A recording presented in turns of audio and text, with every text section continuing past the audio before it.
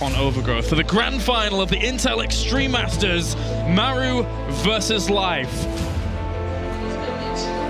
Spawning down to the bottom left-hand corner, it's our blue Terran. Representing Jin Air Green Wings, it is Maru.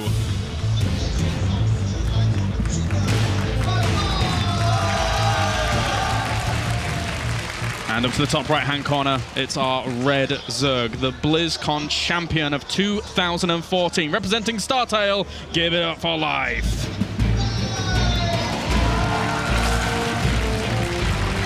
Already a slight mistake here. Any professional Zerg would have noticed this already. Life went up to 9 supply, had 100 minerals in the bank, had time and money to build the Overlord.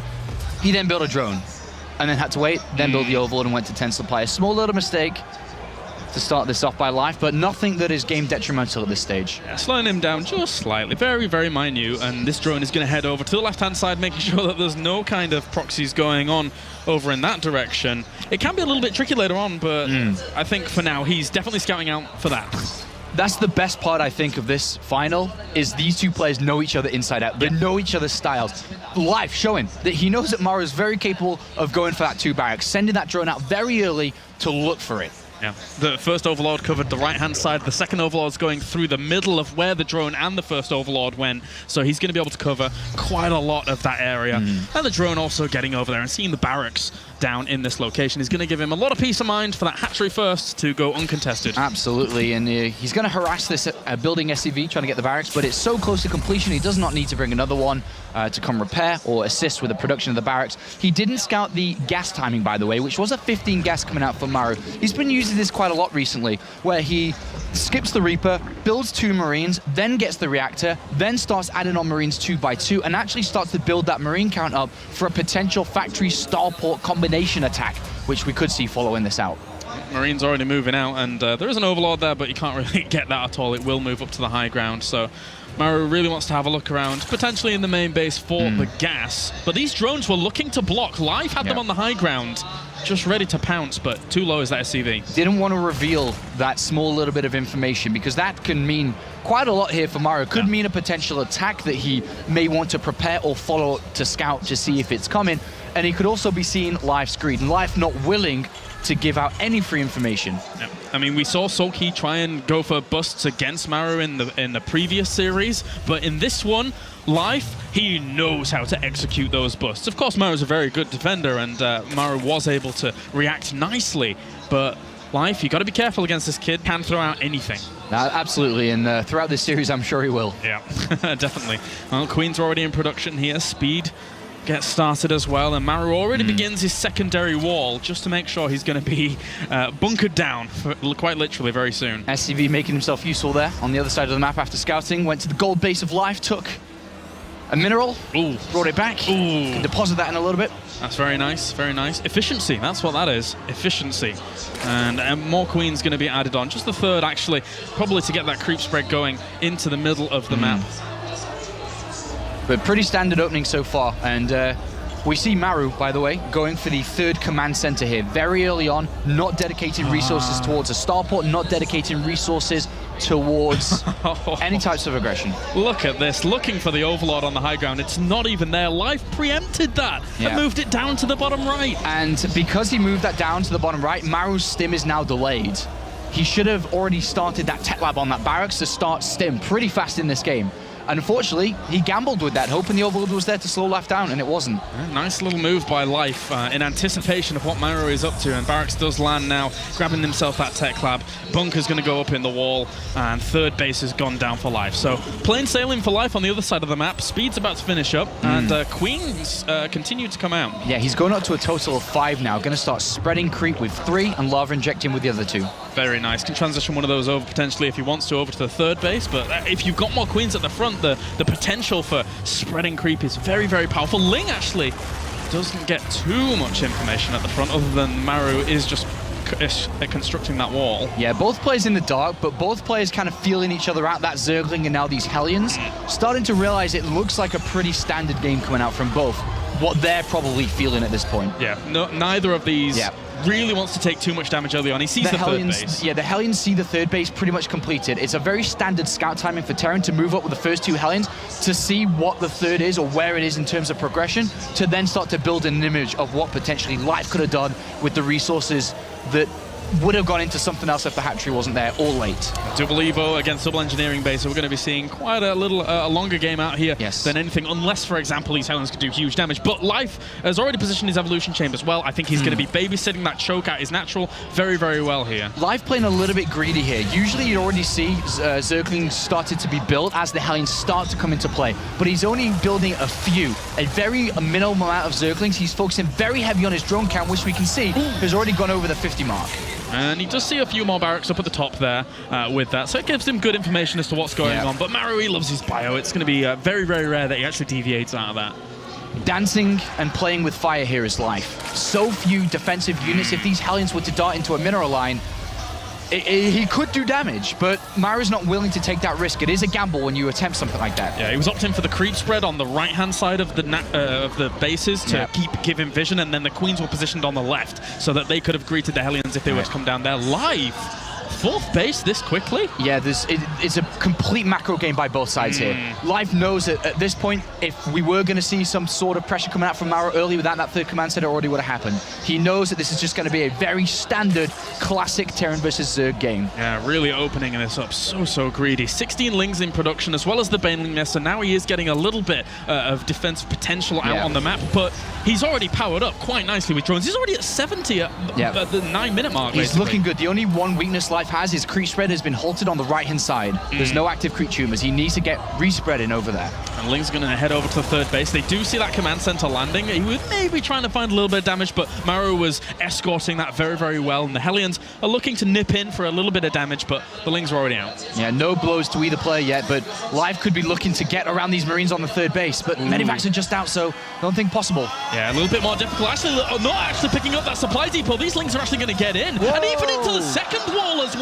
A big mistake there by Maru. He's going to lose a few of these SCVs. The first blow goes to Maru. Excellent play there by Life. He looked like he was going around to the third, but he darted through the middle and straight to the main base and has killed 4 SCVs and just been a nuisance already. Good block there, though, by Maru to salvage the situation a little bit. Double drop on the way over to the right-hand side, but he actually, well... The Banelings are really far away. They're very far away. They're on the third base. They do not have speed yet. This is going to allow Maru to deal equal damage. Spore Crawler gets set on, but that's not going to be too much use here as the Banelings are crashing into those Hellions at the front. He was looking for a little bit of damage himself over on the other side, as were the Lings, but again, he should be able to push this back with the amount of Lings he has there as Queen as well.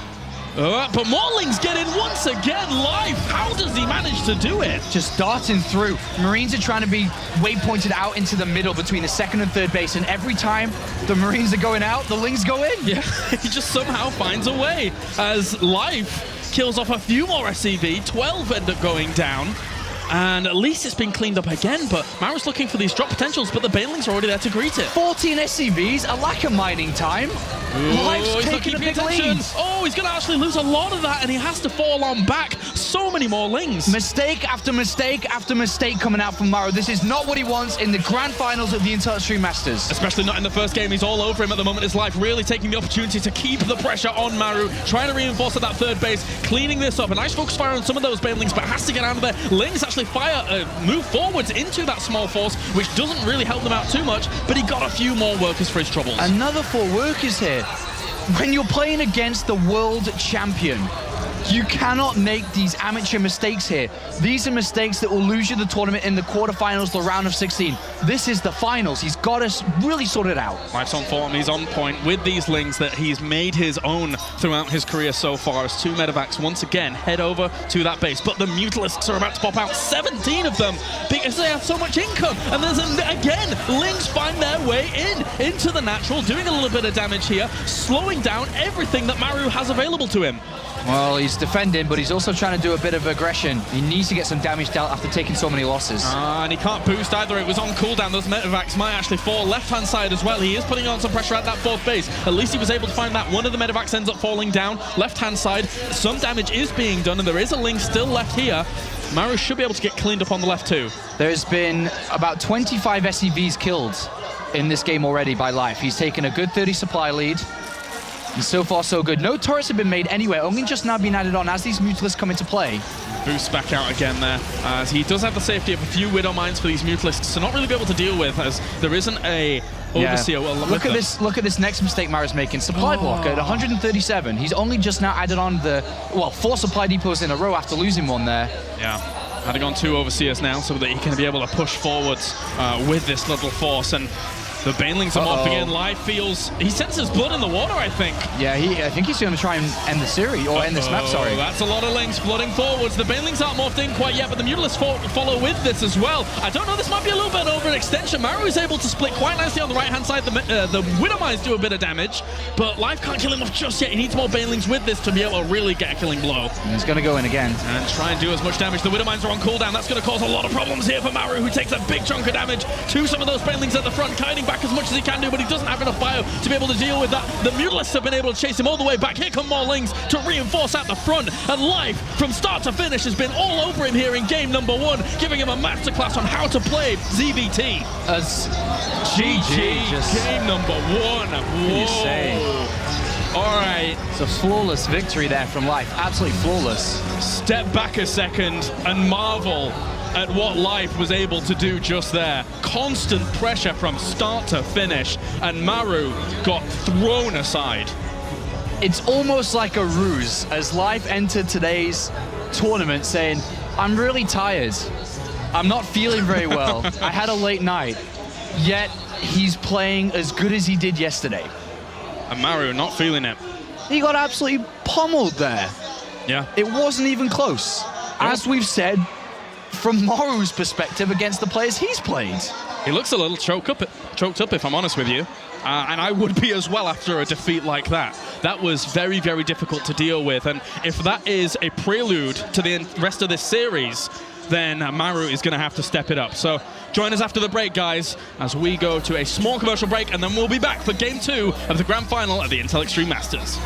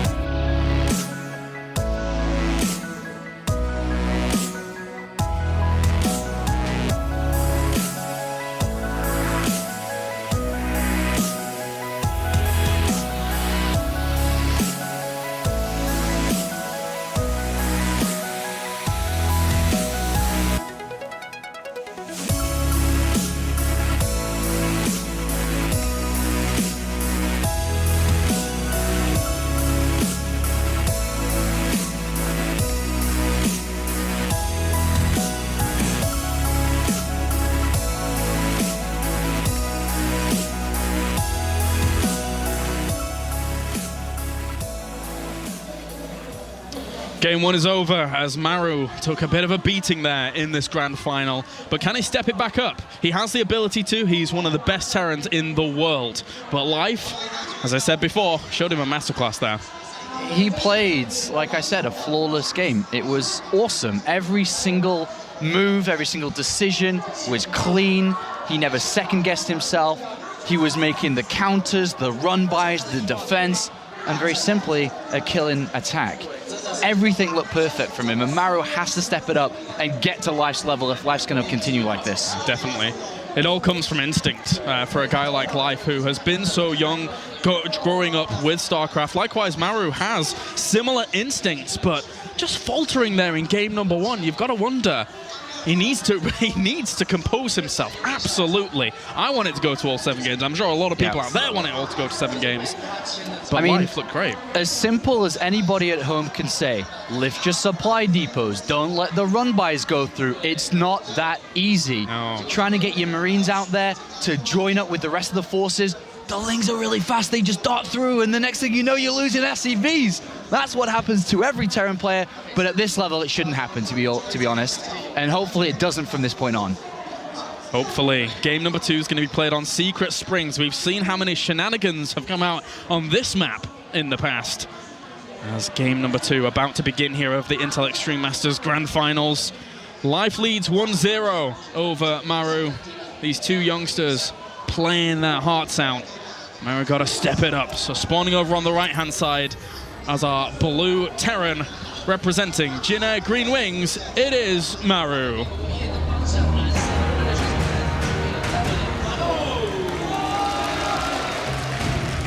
And to the left, it's our red Zerg. Currently leading this series very, very strongly, representing StarTale, it's Life.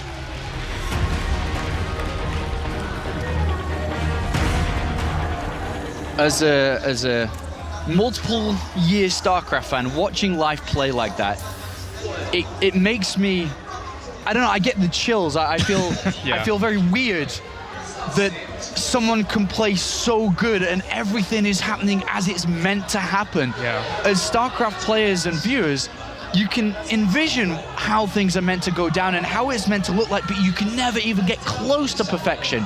But that was so good. It was like a machine. I guess the best comparison can be like a chess player.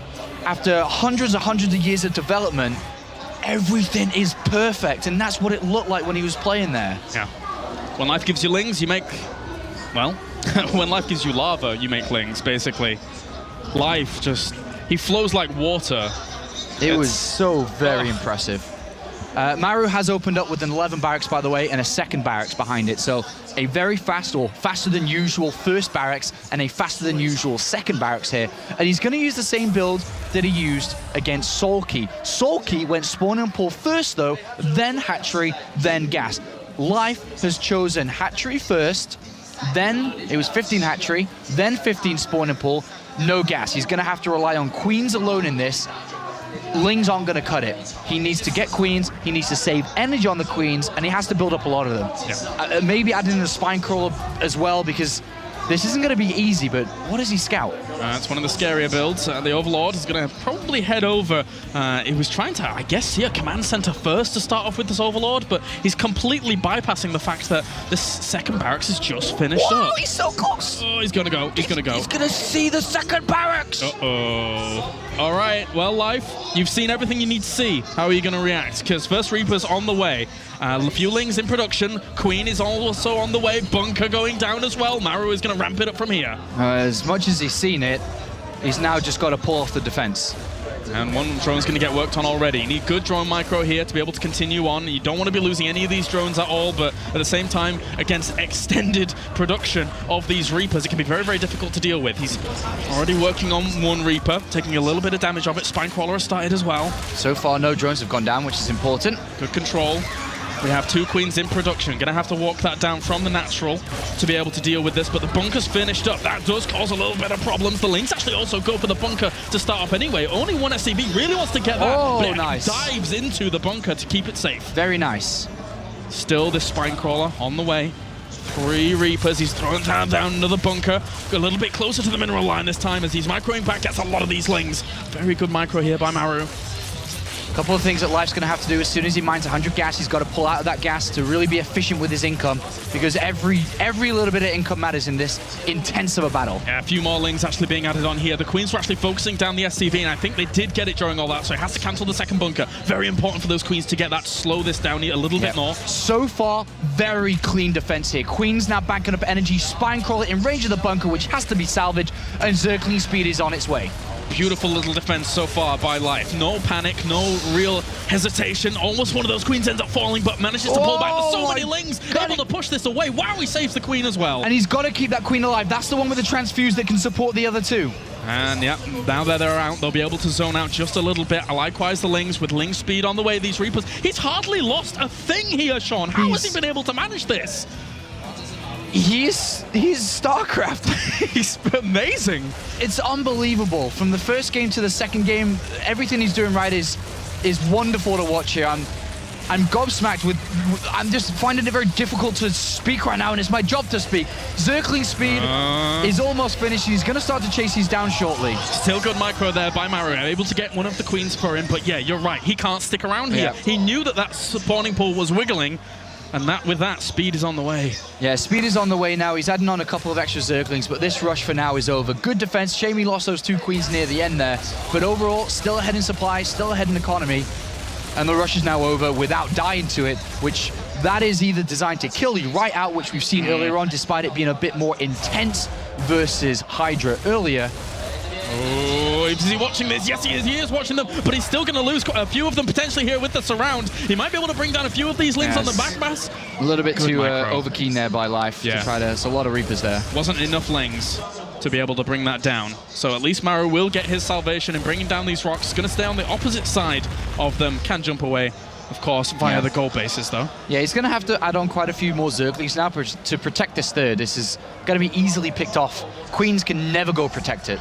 Going to be jumping in the back, and they're almost on a suicide mission here if he splits these lings well once they end up popping. And he is going to split a few around the back, comes in here, but splitting them off means that these Reapers can get a few kills themselves. Does bring down 1 or 2 of the Reapers there, though. Whoop.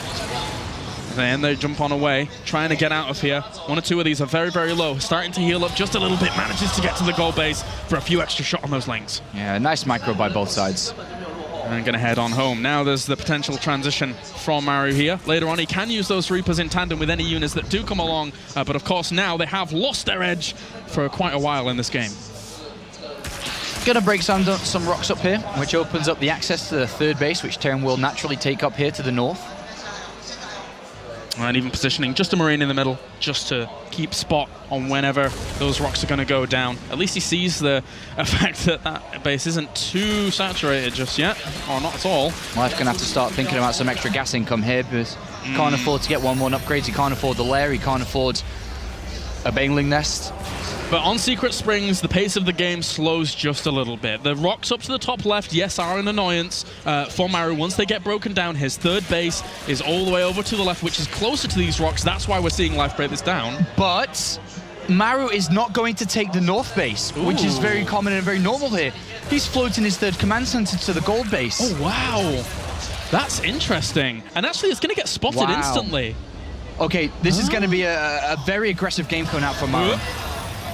He's gonna be basically whenever you play Terran versus Zerg, you either waypoint in between the second and third, or if you go aggressive with your third command center stance, you waypoint towards the third. Where Maru's third is pointing right at Life's third, right at Life's potential fourth as well, depending on where he takes it. But we are gonna see parade pushes right down from north to south on this right-hand side. This is going to be very, very difficult. There's going to be a lot of production coming out from Maru unless he's able to shut this down early on. Baneling Nests as well as Leia being added on for Life. Very, very normal stuff. He's actually making a lot more lings to help reinforce any lings that he already has and looking to swing on around. Is he just going to go? He could overwhelm this gold base. Yeah. Depending on how many lings he gets out. I mean, you cut reinforcements off so well between these two locations. 1-1 is almost done. It's about 50 seconds away from doing it. There's going to be a lot of Baneling, Sean. Because he knows that Maru is looking to take this gold base and really get this connection between his main base and the gold. And it looks like Life is just trying to cut it in half and just completely stop it. What if the supply lines are cut off here? He loads up a drop to try and help out the idea of these lings doing a bit of damage here, but that is still a lot of lings. And still more being produced. They're being banked up. Yeah, and the lings have to go all the way around to even get close. And they're trying to get some of these Marines on the back. Good micro here by Maru to get as best a trade as he can. Yeah, I'm not sure this is going to work, this kind of idea. Maybe... He needs a ton of Banelings. Is he going to try to Baneling bust through... through the wall here and get into the main base? Oh, how many Widow Mines does he have? He has 2 on the way. If he has Widow Mines in good locations, maybe that can help out, but he actually goes for the drop on the other side. Maru is elevated 3 medivacs worth of units over past the gold base towards this third. He could be completely out of position. And there's also Banelings there as well to be able to try and deter it. The Widow Mines are actually burrowed. If he loses those, a lot of his defensive potential goes down. He's going for the aggression on the right-hand side of the map as well here. The Banelings are going to force the lift up and has to go home. And the Banelings are in the base. Life so Lings attacks and defends. Oh my god, he's going to lose so much here if he's not careful. He needs to separate everything up. All the reinforcements are being cut off as they come out of the barracks. He's trying to bring back all of those medevacs as this is going on, but he's lost so much back home. And there is a lot more Zerglings on the way to the other side of the map here to continue this onslaught. Such an unconventional attack path here considering the base layout, but Life once again has found a way through into the main base, into the natural. Lings are going over to the gold base as well. There's not much to defend. Yeah, he's looking to break these rocks down south now to get easier access towards this gold base. He's got Lings absolutely everywhere. You can't give Life Lings. You can't give him them. Somehow he always just finds an opportunity to dive into every single one of your bases, wherever you are, and he's making so much use of this. It's ridiculous. Well, the gold base has been defended well with the bunker and some repairing SCVs here, and throughout all of this, Maru is still alive. He's still mining very well on that gold base. He's got a lot of mules. He's stabilized. It was a good defense regardless of how much aggression have been put on towards him, but Ling still flood in. These rocks down the bottom have been broken up. A big Widow Mine hit kills off a lot of those Banelings. That's exactly what Maru needed here to be able to turn this around a little bit. Well, the onslaught has stopped now, and Maru continues on with his original plan and original strategy. Yes, he lost a lot of SCVs, but this gold base is really powering him up pretty strong here, having a lot of SCVs mining minerals here. And throughout all this, Life neglected the Spire and his fourth base. He really wanted to win the game there and then with that type of strategy, but it didn't work, and now Maru is the player who's looking to try and get a lead, a big one. Those 3 Water Mines are absolutely clutch here if they are able to do some damage, but actually they go down to about 4 or 5 Banelings. There are still a lot retained there for Life behind that, and now it's only Marine. He may have to pick up and get out of here. That's a lot of Banelings. Oh, he's actually going for aggression on the other side as well. Those Widow Mines aren't actually burrowed. Does burrow them. Are they going to be able to do too much here? They're a good split again, and the defense should be able to hold here for Maru. Well, 3 medevacs looking to deal damage here. No Mutalists out. Very difficult to stop them bouncing between these 2 bases here. A perfect position to go from this base here to lift up to go back to the thirds. He's on top of some of the production, and those Banelings should be able to once again shoo this away. But you're right, he can bounce between those 2 locations. So annoying for a Zerg to deal with. Does he get the SCV line? Oh, he reacts. Oh, it's going to go back. That bunker is causing a nuisance, and some of these Banelings do end up falling. He gets a few of them, though. 14 have gone down in that window of time. Also another wraparound here. This fighting never ends as Life continues to go for this round. Maru has to pick up and get back out again, but he is up in terms of supply and can continue that assault down the bottom right. Life lost a lot of workers here too. He lost about, I don't know, it was around 10 or something, but he's not mining gas efficiently right now. On his natural, he's not mining properly, and on this third base down there south as well, he's not mining. You need gas. Banelings and Mules are crucial in the defense. And Maru dropped a scan up at the 4th base location to find out how well he is doing in this game, and I think he's probably quite content with his position down here. Even drops it at the gold base as well, confirming how much of a little bit of a lead he's got going into this 3rd base. All he's got to know is his income is higher, keep the pressure on this 3rd base, and you will eventually break it. Very difficult for Maru Life to deal with here, I should say. With only 4 Mutalisks, it's Banelings only that are really trying to keep him in this, and even his Mutalisks can't get too much done at that gold base. So what a great choice it was by Maru to eventually have this gold base pay off for itself, and now the aggression just keeps on going. Just keeping on adding on units. Whoop, that Widow Mine didn't do too much up to the north. It caught some Banelings down to the left-hand side, but trying to flood across it, and that Widow Mine got a lot of the Banelings on the retreat out. Maru still with a good 30 supply lead here. Yeah, the problem that Maru's facing now is he's keeping half and half. His half army back at home and half army attacking because he's not sure if the counterattacks are going to continue on like they have done for the rest of the game, and now that other half has joined in. From this point on, you can go back to what the very basic plan was, is to rally all the way through now. Life doesn't have enough resources to counterattack all the time like he was doing before, where his income was much higher.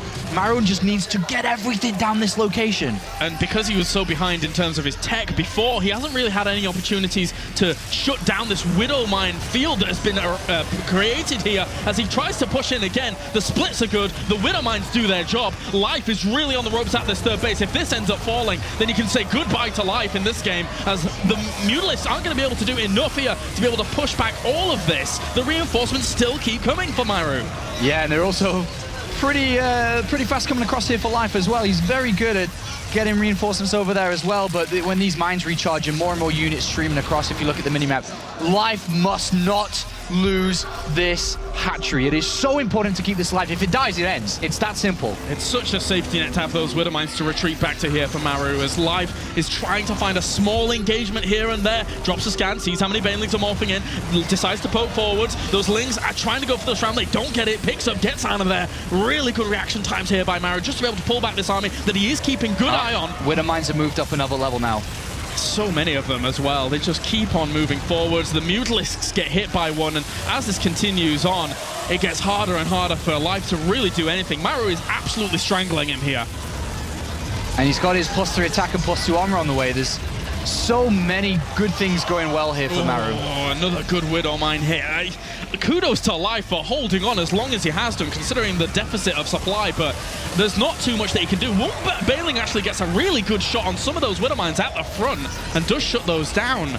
But can this continue on further? I'm not sure. Well, Life is droning up while this is going on, which is absolutely unbelievable. He's trying to get a couple of more drones to increase his income to try to overwhelm this force here by Maru, but he's getting closer and closer to this hatchery. If he makes the defense somehow, then unbelievable, but I don't think it's going to happen just yet as Maru continues on, gets himself a big pickup of Zerglings there at the front. The Banelings get split against. There's always more Marines on the way, 11 in production at any time. Just rallied across there. It's so hard for Life to do. And now it's about to get even more difficult with the +2 armor upgrade kicking in and that +3 attack, even though Life has pushed him back to the Widow Mines. Now let's see him compete against these Marines. They're leveled up. They are Super Saiyan Marines here. Gonna do so much damage against this small force, this small poultry force that Life has. Really not much available to him all. As much as Banelings can try and turn things around, the Widow Mines recharge again, kill off the remaining Mutalisks, and all he has left is 12 Lings on the field. How are you gonna be able to compete with +3 weapons on these Marines? He's not Kalaris. It's quite simple at this point that Life is had a very valiant defense here, a very good try to hold this, but his third hatchery is 50%, and like I said, when that goes down, the game is virtually over. Such impressive aggression. GG, two goes to Maru. He ties up the series 1-1. And that, again, fights from start to finish, just like in game number 1.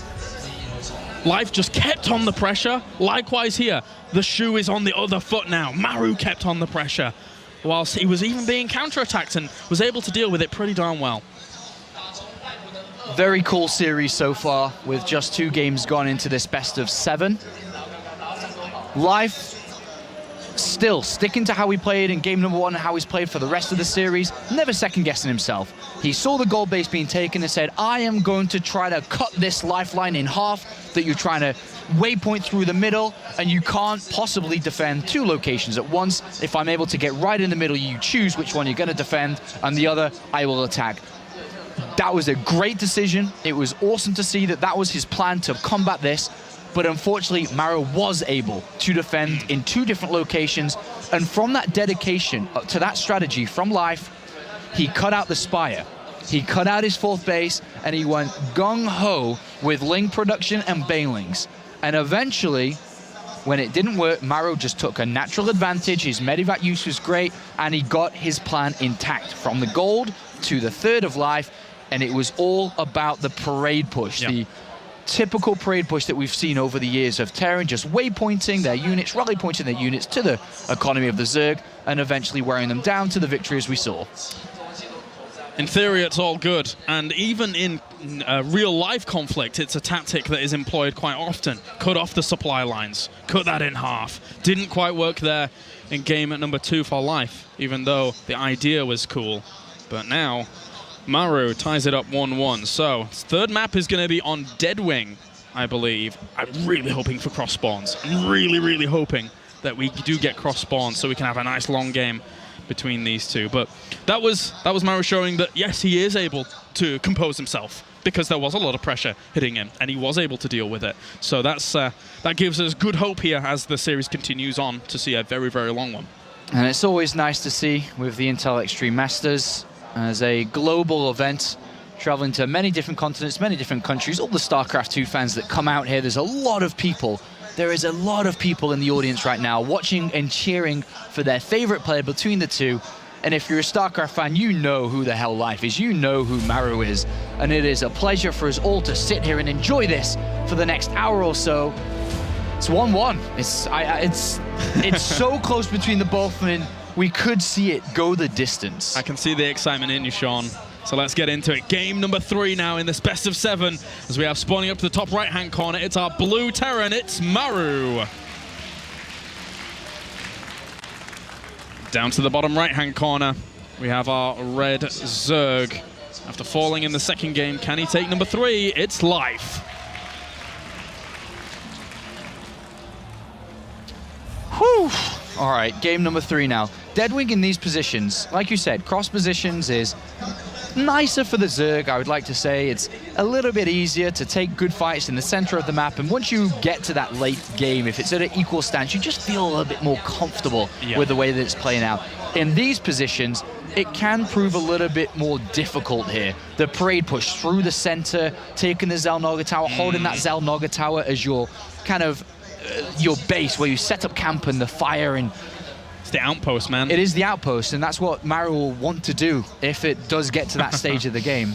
And then just kind of choose what he does from that point, whether he just pushes through the middle, drops to the main base. There's a lot of different ways that he can play it out from that. Yeah, look at him checking everywhere, making sure nothing crazy is going on. At least for him, he sent his Overlord in the correct direction to start things off. So we'll be able to spot where his opponent is. Although, I mean, you don't really have many options where you're going to send that first Overlord, unless you were going crazy and going for cross positions. I do like that Maru's playing against his image that he's created for himself over the years. As we see Life playing into that image with the drone scout, looking for the 2 barracks, when in reality it is just that command center first. So what's Life going to opt to do? He goes for the spawning pool after hatchery first, and this drone manages to spot the fact that he isn't up to the top left. So again, just checking if anything crazy is going on. And it was a pretty, not a pretty late, but a later spawning pool than usual here. Life saying, well, if you got a 2 racks, I would have seen it, so you're clearly not, so I can get away with that slightly later spawning pool. And he does see the gas with this Overlord, and he also reveals the Overlord, so now Maru knows where Life is also spawned, giving him that information.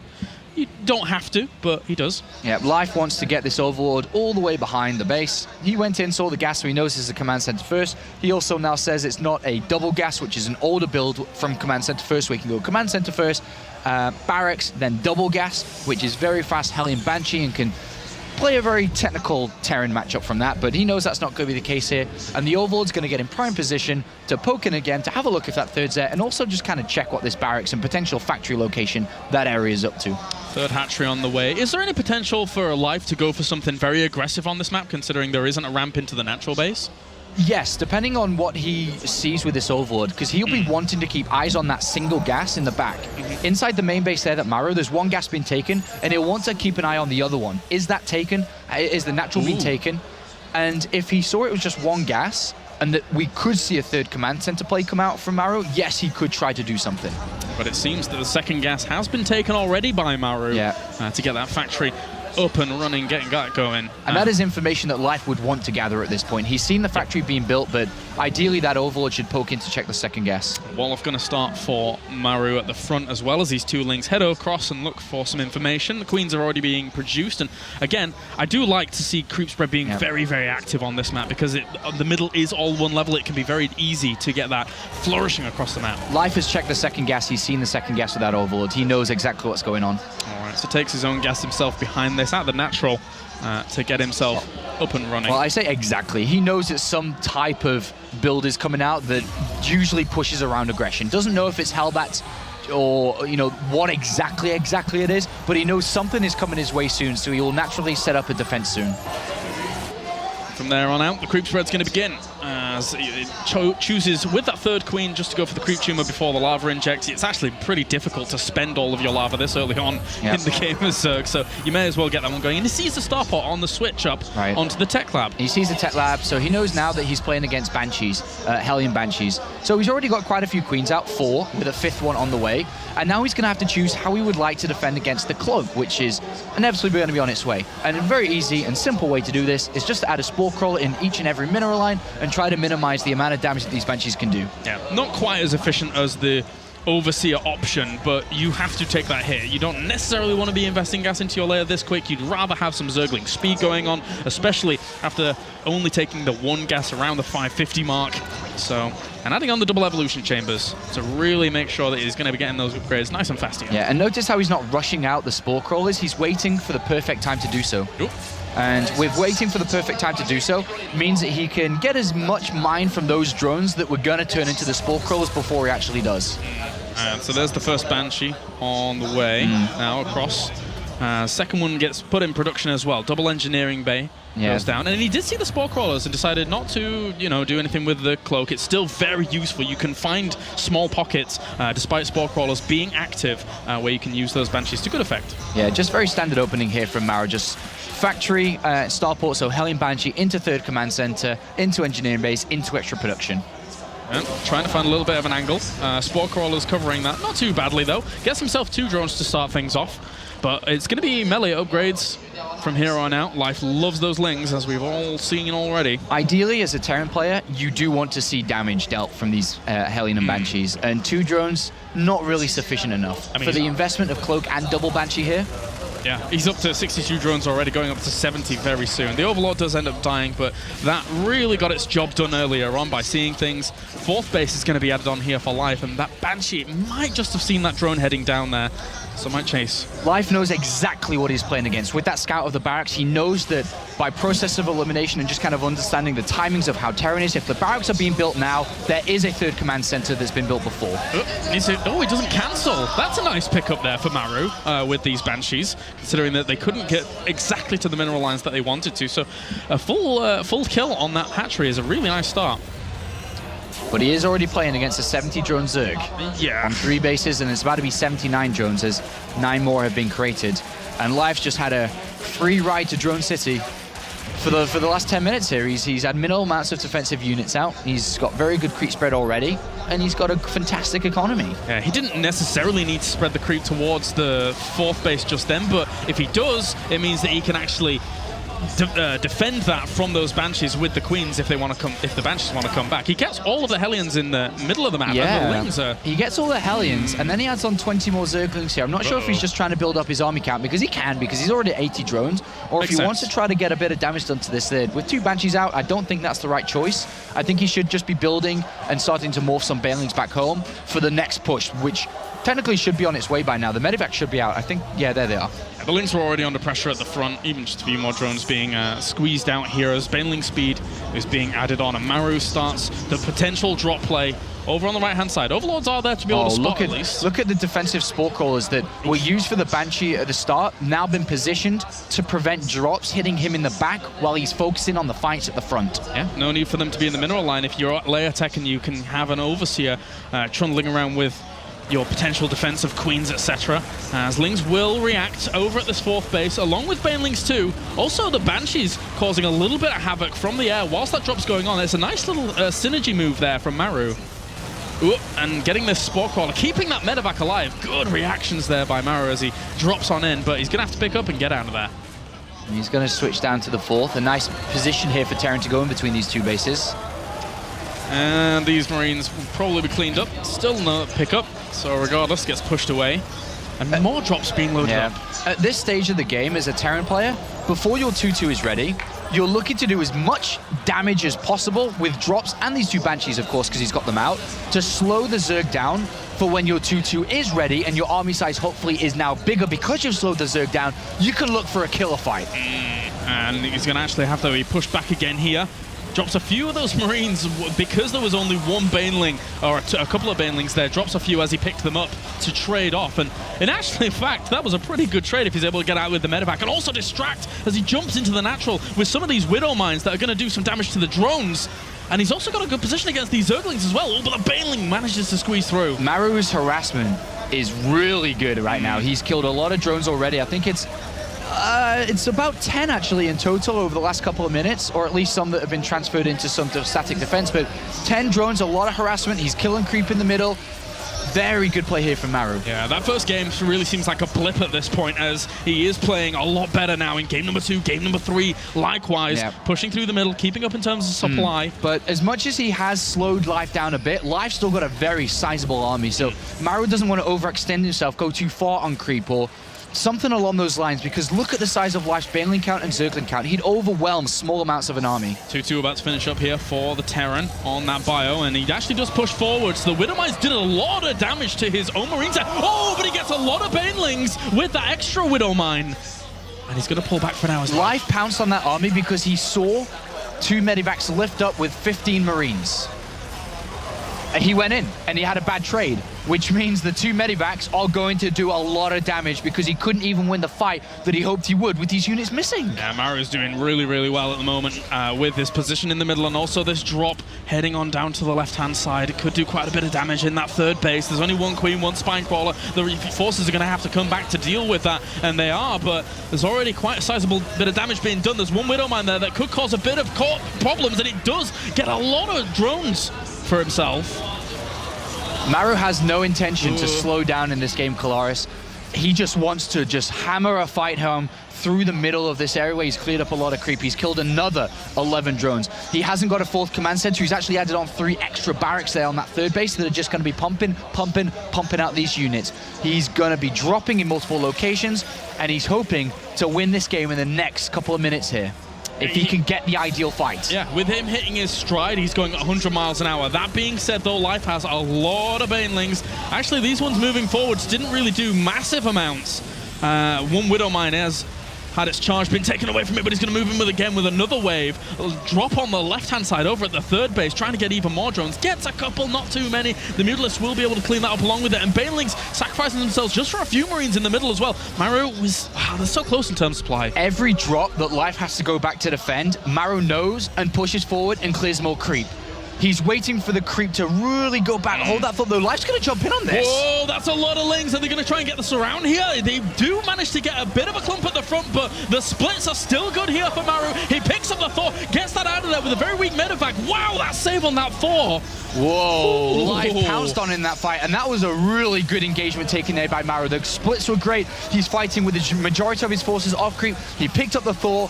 Everything was awesome there by Maru. Yeah, it's providing a lot of anti-air. Those Mutalists diving in do take a lot of damage to those Javelin missiles. He pushes forwards once again. Wants to stop him. He's basically knocking on his door at the moment, and Life does not want that at all. But again, there's no creep spread. This keeps getting closer and closer, Sean. Yeah, it's just going all the way back. It started well in this game, but Maru has just had some excellent drops and excellent creep clearing. And from this position, it's just rebuilding up again. There's no need for him to rush this out. He's got his 4th now down. He's got his 3-3 on the way. He can slow the pace of the game down now. Just regather his troops, set up position, and go again. As he moves to the edge of creep, the very edge.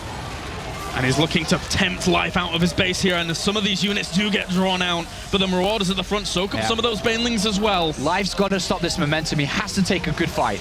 There has to be good Baneling hits on some of these Marines, but again, the splits just continue on for Maru. He's reinforcing across the map. These 4 Banelings, do they get anything done? No, they don't. The Medevacs are a little bit vulnerable. One of them ends up falling to some of those Mutalists, but again, here comes the flood forwards. Do the Banelings do a whole lot? Actually, on the left-hand side, they were able to clear up a lot of the Marines, and Life survives for just a little bit longer. Yeah, but now we're about to see 3-3 complete, and once again, regathering of the rest of Marines that have been waypointed across the map here.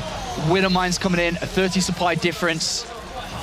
3-3's done. This is going to be very difficult. Again, as we saw in the previous map, Maru is playing this awesomely. He's got Life exactly where he wants to, and one good fight with 3-3 upgrades completed will win him this, and will put Maru in the lead in the series for the first time. If you think Maru was going fast before, wait until these Marines kick in now with that 3-3 done, and it's going to do a lot of damage. GG, Maru takes game number 3. Life realizes he's not able to do anything against that. And wow, Maru really turned it up.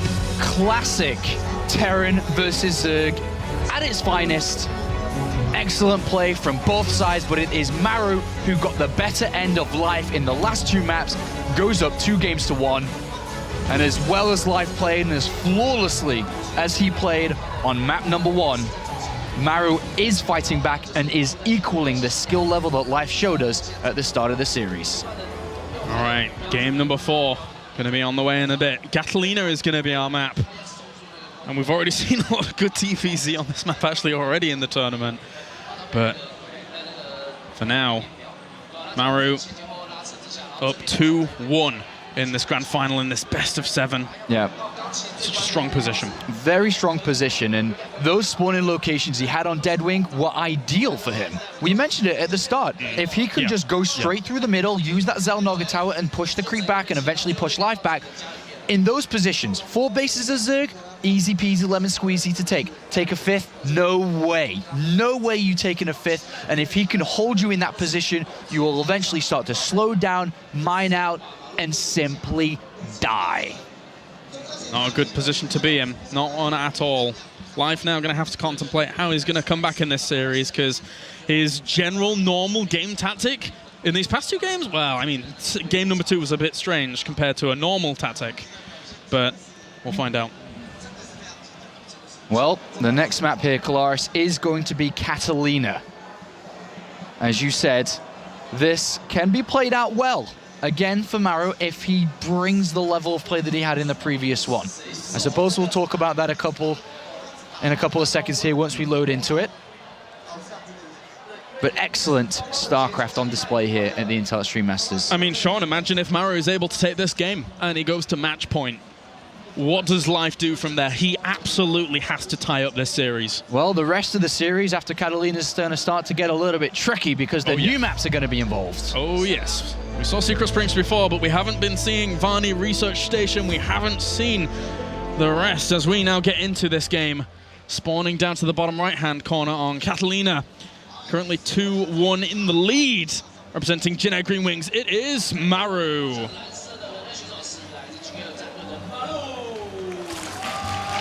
And over on the left-hand side, as our red Zerg, representing Startail, it's Life. Okay, there's going to be one already location of danger that Life must focus on, and it's going to be the south side of his main base. Is a very weak point the longer the game goes on here. Drops are going to be so simple. Well, put it this way. He will never expand to the center of the map here, where that location is slightly east of his base. He'll always be going north away from the Terran. But the Terran will be pushing through the middle and can very easily send 1 or 2 medevacs to the left, which would then be into Life's base. Very easy for Maru to do that, very difficult if Life's out in the open to fall back and defend. That will be a weakness for him. As you said before, the image that Maru has built himself is just constantly scaring Life into scouting positioned anytime. Yep. This is the most common location for a Terran 2 tri-proxy. You can't put it anywhere else, really, unless you're being really quite crazy because of the distance between the 2 potential spawning locations. Maru's a nutter. He can just 2 barracks in any map, in any series. It doesn't matter. You can never predict when it's going to happen. And Life just checking for that. So, for now, does see the barracks up there, giving him that peace of mind once again. It's going to be the Reaper opener, as that spawning pool does end up being thrown down from Life on the other side of this. Again, I've got to reiterate, if Life does not win this game and Maru goes 3-1 up, I'm not sure how he's going to stop Maru. I'm really not. After seeing these last 2 games, he's played brilliantly, has Maru. Brilliantly. It almost feels at this level of play, one mistake, and if you give your opponent the advantage, it's over. It snowballs. It's over. Yeah. You really have to go toe-to-toe throughout the game. And if you... Well, I mean, we've seen it. Look in map number 1. Give it the advantage to Life, it's over. Map number 2, give it to Maru, it's over. Game 3, the same. Yeah. I mean, if you think about how game number 2 started, and then we show you the game later on with the goal boost being taken and Maru putting on the pressure at the 3rd base, the defense from Life was brilliant. But apparently, in the end, not enough. This is a cool trick I've seen from Maru do. He's actually been doing this a lot recently, bringing the SCV to hopefully get an easier drone kill, which we've just seen. Loses himself an SCV as well, but mules are a factor in this matchup too, which does help Ann out. And the Reaper is going to continue on that with that aggression. Good micro there by Life, though, to save those extra 2 Gonna get drones. a second. Oh, one more shot. Needs to build like a spore crawler or something, but he doesn't have the money. Reactor. Oh my. Oh, he gets another one. You can't build that many assimilators. He's just gotten 2 drone kills, and he's forced out all these links. Yeah, that's a lot of links. It's 8 Zerglings, and You usually see 6 is the comfortable number for a Zerg player. He's like, okay, I'll build 6, fine. You got Reapers. Assimilators, Spore Crawlers, anything. Panic. Well, pulls another drone away and doesn't lose another one. There is a 3rd Reaper on the way too, so this is not over yet. Wow. Just keeps on going with this pressure. And again, you know, it's what we've seen. Start to finish, both of these guys have really been in each other's faces. And now the Reapers are going to join up. He could even try to grab a Queen kill. Yep. Micro him back against this. Still, there are 7 lings there, so they really need to buffer for this Queen, but that's a lot of damage already done. If he's able to get back in. The Queen's already dead almost. This is not looking great. This is unbelievable control from Mara. Very, very clean. And he might get another drone as well. Oh, almost getting pinned up against that wall. Doesn't. Wow. Oh, he loses one of the Reapers in the end. Good by the Queen to focus that down. Yeah, but he forced out 4 more Zerglings there. You never want to be building an additional 4. So well done by Maru to start things off. Command center behind this. Extra gas going down. Hellion production has already begun here for Maru. And also a starport. Ooh. Well, with the amount of damage you took earlier on, it does slow little things down like that. And when you have to be forced to make a Spore Crawler or so, and you don't have as many drones as you used to, it has knock-on effects. And he's going to go Hellion Banshee again, off the back of 3 command centers. So this time it's just the reverse of the setup here, where off the command center first, he went for the Hellion Banshee and then went 3rd command center. This time off the Reaper expand, he went 3rd command center, and now he's going for the Banshee afterwards. Very good build. 3rd base now on the way for life. Gonna head across with just a few of these Hellions as well as the Reapers to complement. Very annoying composition to deal with. How many lings does he have? He's been forced to make another 8 lings, 10 lings. Baneling Nest's on the way. Live has no idea what's going on in this game. The Baneling Nest could be for an attack, which would be pretty wild, but it also could be for defensive reasons. But the way that he's not scouting is like he doesn't care. Ooh, yeah, that's a lot of lings now as well. It seems that it is just going to try to bust. He's just trying to break this, but with Banshees and an Armory on the way, Hellbat's in defense with Banshees in the sky. And if he pokes up and sees that many lings, look, Live trying to hide the amount of lings he has as he was poking up there. He may change it. Will he change his mind? I don't know if he's going to change it. His drone count's okay, but he's seen the 2nd gas, he's seen the Armory. If he does change his mind, look how much lava has gone into the investment. I mean, maybe he's anticipating 6 Hellions coming along. He's gonna go for it. There's no doubt. He's gonna have almost 50 lings. When does Maru click though? Yeah, he only sees a few lings in the main base. There's a lot of lings that have escaped his vision that have gone through the center of the map. Yeah, they're heading across. There is that Banshee. Is that the Banshee just below them? I don't think it saw them. No, he didn't. I've been watching it. This Hellion will, though. It's a little bit open. He could actually flood on in. It is open, unless he walls off. He's got to build something. The Hellion! Oh, the Hellion doesn't even get the block either! And now the lings are in, and they don't get past the 2nd wall. But Baneling's already morphing in. Reinforcements from Maru are going to have to come all the way back from the main base. Pressure is off Life, but it's on Maru's doorstep. Well, is he going to be able to make this defense now? That's a lot of Banelings morphing in. The Hellion's going to be very, very careful about how they're going to deal with this. If these Hellions die, oh boy. He needs to just micro. He's getting a very small choke. Actually lowers the supply. He pulls lings from the back. He gets a bit of a surround. Going to catch up a lot of these units. There's still Banelings alive, and he's getting more and more lings rallying across the map here. How much is he going to do? I think Life's starting to feel that he might not be able to kill him here. He has gone back to drones, but Banshees are doing a lot here. He got himself 21 workers. He needs to wall off. 21 workers falling during all of this. More lings are on the way, but with 2 Banshees there now, it's too much firepower. He's got to just one structure wall off here. And then he should be fine. Well, I guess he could let the units filter through to get maximum splash damage from these Hellions. I guess that works as well. That does, actually. Lining them up nicely. But those Banshees need to find those Banelings. He's actually going to try and go across the other side of the map. I mean, the majority of the aggression has subsided, but a few Banelings are going to do a little bit more here. Well, yeah. Straight through. Ooh, the Hellions lined them up once again. Banshees coming back there on the other side of the map. They have to come back. I think it's continuing on, but there's not that many. There's just drones, drones, drones. After this, he could have kept going. I think he could have defended this with the Hellions alone. Yeah, probably. And Maru now sends the Banshees back upon realizing, but it's 60 drones to 30 SCVs.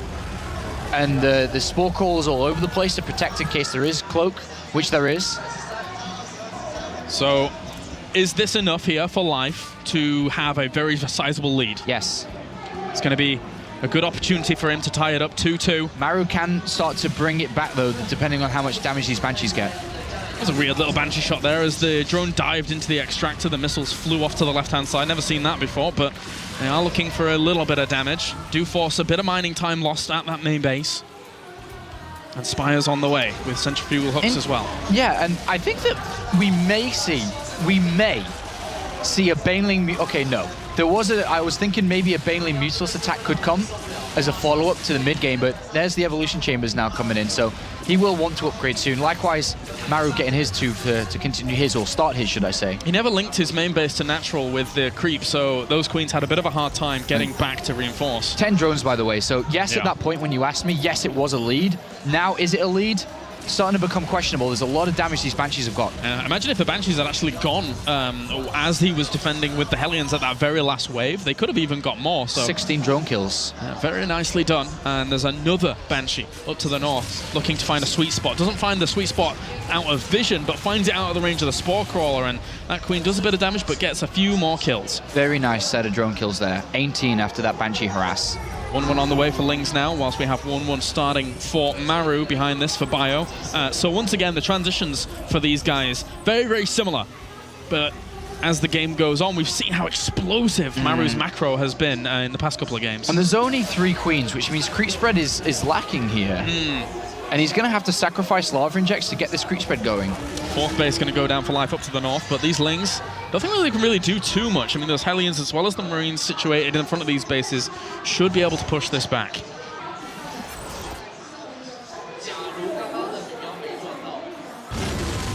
Small scout forwards, doesn't see too much. Wrapping around with the side. Ling's going to try and go for a bit of damage here on this 3rd base, but the army's already there positioned. Not enough Marines, though. But with Banshees and Hellions in support, that's enough. This potential timing coming up from Maru when he gets his Medivacs out is going to be pretty good. When he gets all his units together, pretty much, it's going to be a nice opportunity for him to deal damage. He has an armory from very early on, and he's kept a lot of his Hellions alive. There's 5 Hellions and 3 Banshees. Yeah. If Banshees were targeting down Banelings, for example, well, the Hellbats and Marines with Medivacs and 1-1 start to fight. Oh, that's a shame for him. Running straight into the Overseer and Mutalisks. Has to try and divide them up to get them away. And will, with one of them for a little bit, maybe some damage. Even a Baneling or 2 here is going to be worth it, considering that they're almost sacrificed at this point. And drop inside the main base, going to deal damage here, and this is a weakness as pointed out from earlier. Not too many Banelings here to help out. 2 rolling in now, and actually gets the pickup already. Boosts on out of there, making sure those Mutalisks can't do too much, and the Mule drop over at the 3rd base. So Maru's economy is really going to be ramping up very soon. This Banshee, wow. Yeah, shouldn't get the kill though. No. But somehow survived for a little bit longer than I was expecting. As, again, this army is gathering momentum. 40 Marines out on the map right now. Yeah, 2nd factory coming in so he can start to really increase the Widowmine production as he would like to do. But 4 Medivacs worth of units here with 2 Widowmines. That's more than Life is probably anticipating at this angle. Doesn't really want to allow these units to plant themselves in. He's trying to trade off against the Banelings, and if he only has to fight Lings with 4 Medivacs worth here, then he might be able to have a better time. The Mutalisks are coming along, but there's 2 Widowmines here that could cause a bit of damage. Catch some of the Lings, picks on, gets out of there, but the Mutalisks will chase it away. Yeah, good defense there by Life, as Mara really wanted to put the pressure on with that. 10 more drones. Unsuccessful.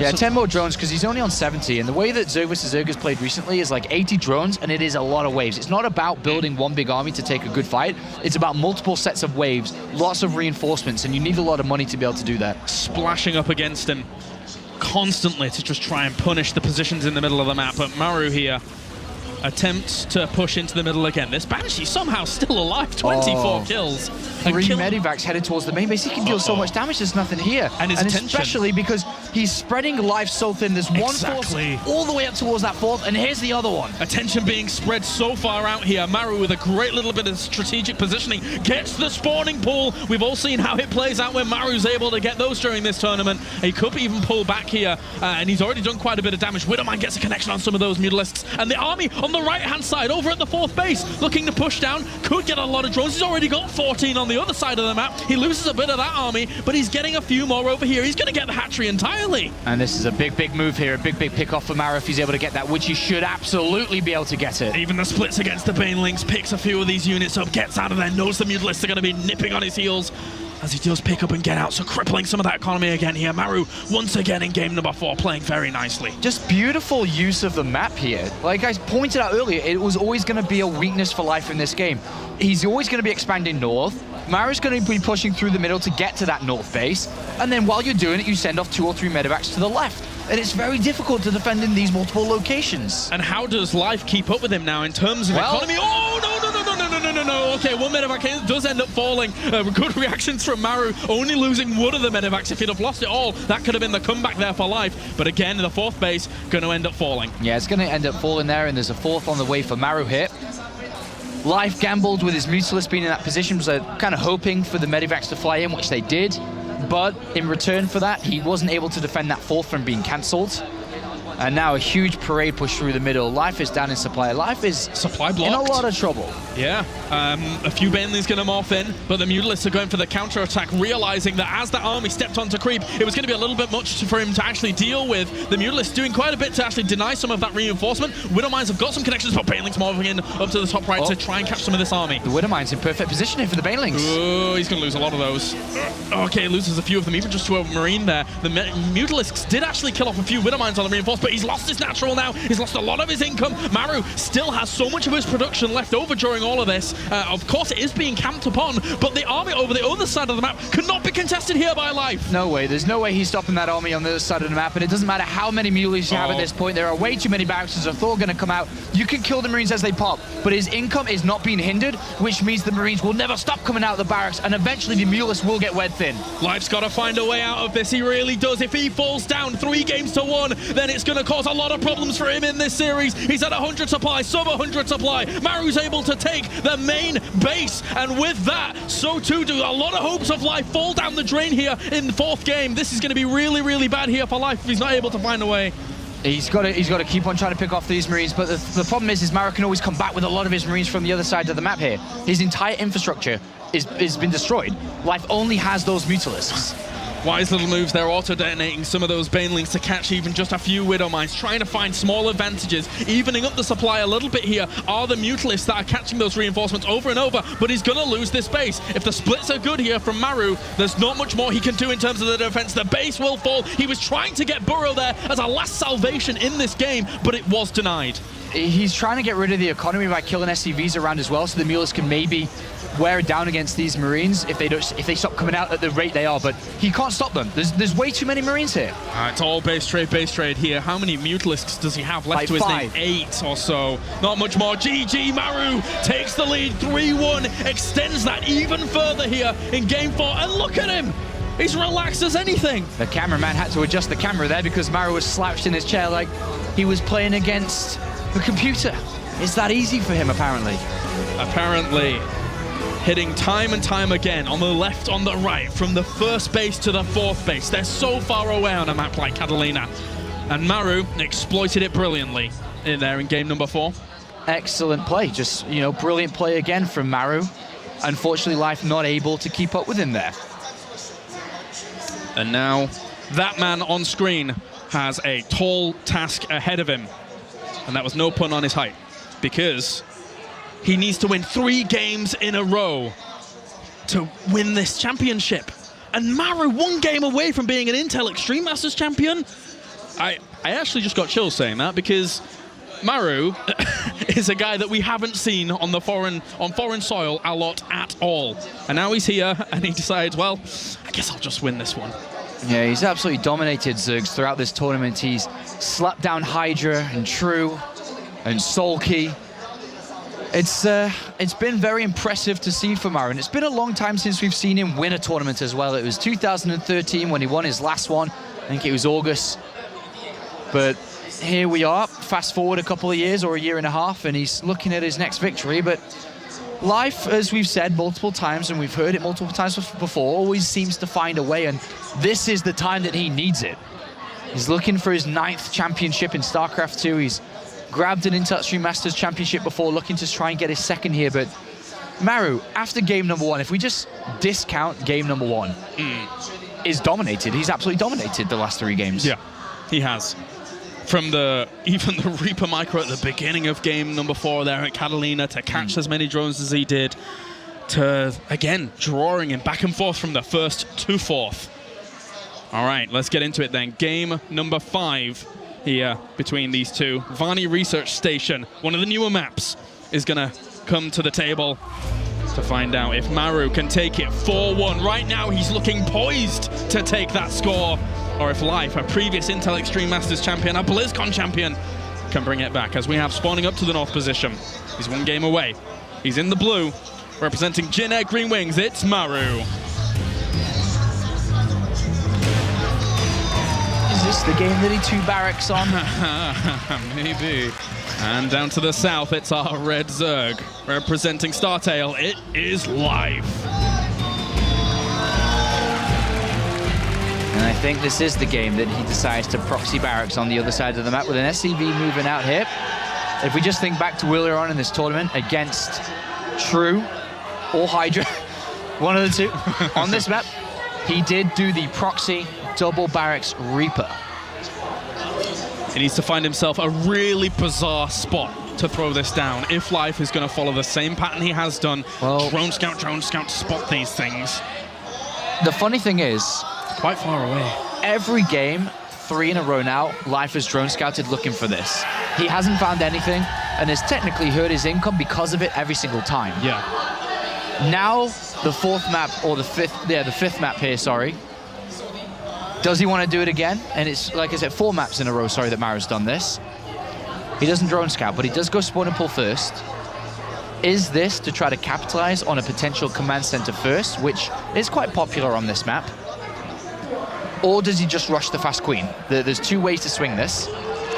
And it is going to be the Reaper build, where Maru is going to try and win his championship on the back of his Reaper control. And we saw how well it did last game with just 1 Barracks Reaper. Now let's see how Life's going to fend off 2 Barracks Reaper, because this could cause a lot of pain. Reveals the SCV. That's going to have to go up to a left-hand corner or something like that if he wants to put up a back bunker, but does Life track it? Does he check it? That's a big question in this. Well, there's no gas this time. There's no scout this time. Oh. There's no information this time. He cancelled the barracks after seeing that the spawning pool was finished. So it's just going to be the 1 barracks. Maru not looking to try any craziness off the back of what he scouts. Apparently not, no. So, gonna fall back to what he does best, which is probably mid-game orientation. As he catches himself a few links here. Yeah. Reaper.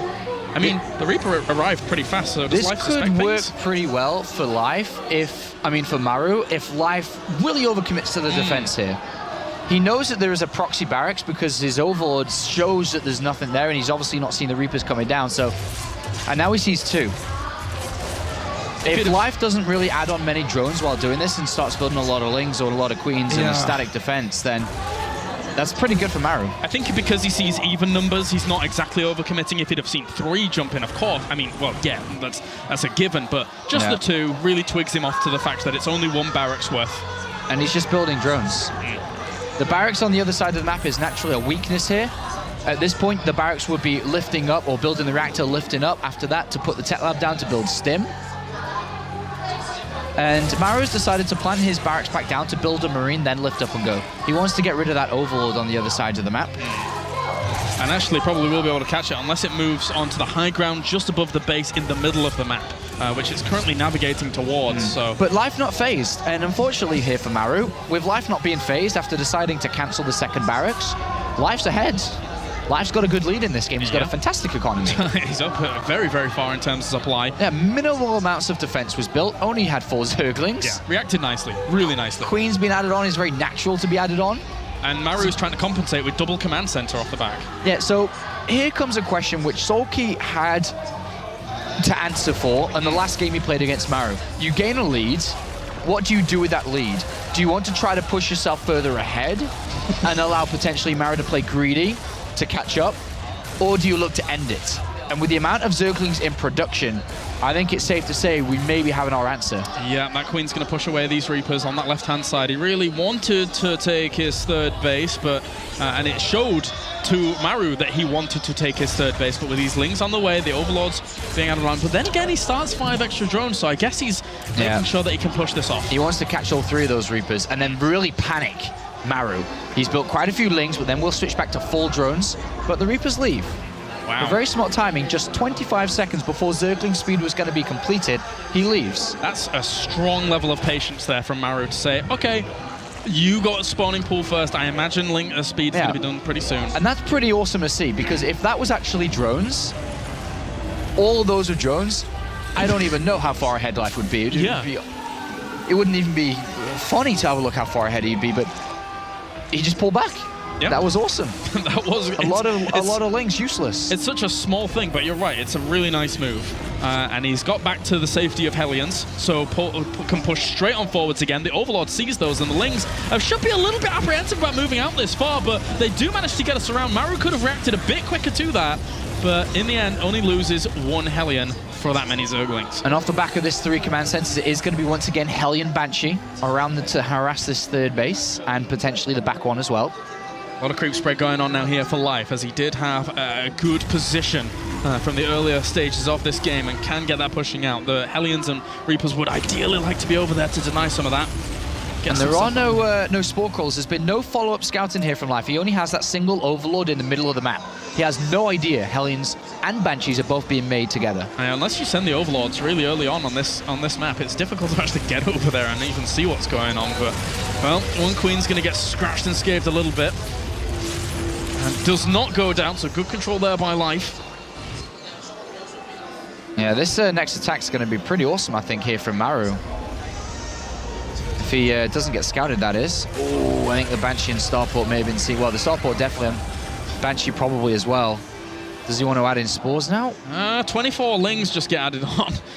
Just going to wait for the layer to complete. It's going to be close. Be a small window, I think, here where this Banshee can get damage done. Yeah, throws down a macro hatchery so he can keep his production very, very strong across these 3 bases so far.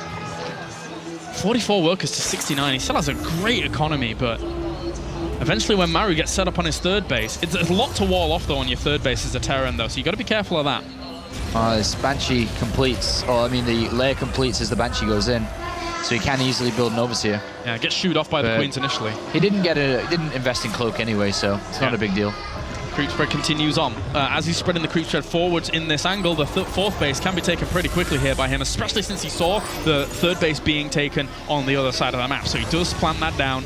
But Life's going to try and break this third and force a lift. He's built a lot of Lings. And again, it's hard. It's really hard to defend that location. It's one of the most open third base locations in the entire map pool. How is Maru going to be able to deal with it? Well, if Maru makes a mistake and gets his hind surrounded, he will have to lift. And he will just be suffocated from mining from this third, which will push Life very far in the lead. Spyro on the way behind it. Here come the Lings. There's actually the Hellions have gone back into the middle of the map, and he does catch some of these Marines for free. Banelings morphing in whilst all this is going on. And that's a few Hellions, but if the Lings are able to get a good surround on them, he could shut this down. They do cut off a little bit of that. Here come the Lings. Here comes the Flood, trying to get on top of these units. Catches the Reapers. The Hellions are the only ones left, controlling 2 little portions of those Hellions. But here come the Banelings busting on through. Can they connect with the Marines on the other side of that wall? I don't think so. He filters through his production, keeping some of them alive. The Hellions are going to be able to fend this off. Yeah, his building placement is absolutely unbelievable. Having units in between the buildings like that, having the Marines shoot all together, but the Zerglings having a hard time to surround. That was a very good hold there from Maru. Very easy hold, too. Yeah, the filter through from LA units is difficult to contend with as Life, again, goes in with a few Lings, sees the positioning of the army and decides, maybe not. Pull back for now. And that attack is giving Maru a lot of freedom, and he hardly lost anything in that. That was a disaster, that fight. It went completely the way that Life didn't want it to go. Yep. The absence of the Hellions actually for a second there might have even helped Maru in terms of he may have been pinned up against that entire position, and then all of those Lings might have done some damage. Of course, they would have done damage themselves. The Mutalisks grab themselves a free medevac. Lots of M's in that sentence.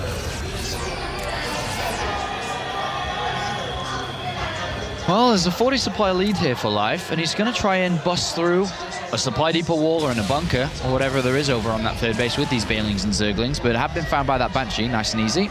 10 more drones being added on for Life, and catches a few Mutalisks there. Just one, in fact. Goes down. 16 Banelings getting ready for the defense here. He's going to have that +2 carapace, which is always nice. He's got pretty decent creep spread as well. Still another flood of Lings. Sees the Hellbats morphing on the edge of creep. These Banelings are morphing in a brilliant time as he starts to clear up some of the creep to make it more disadvantageous for Life. Goes in for the engagement. A few of those Banelings actually catch the army on the left-hand side, but Maru pushes on and powers forwards. There's still so many Banelings, though. It's a bit of a treacherous line there to be walking for Maru as he splits off a few of the Banelings forward, and he still has so many retained back at home. Yeah, despite Life making a couple of mistakes here and there, he's had such a good economy from the beginning of this game. It was almost like he's playing a money map because of the way that Maru gifted the early game to him with the amount of drones he was so easily able to build. That he's just got a lot of stuff here. He's on 4 bases, he's got good creep spread, he's able to go up to the infestation pit and looking at the hive very easily without worrying about saving money to build an army. He's just in really good position because of this economy. Yeah, saving or getting an opportunity to throw down that and save the gas for that to transition onto the hive is fantastic at this stage against the Terran. A few Banelings do end up falling in this engagement as Maru tries to split off once again. Mutalisks grab themselves a medevac, and Life's being very, very slow and cautious about this assault.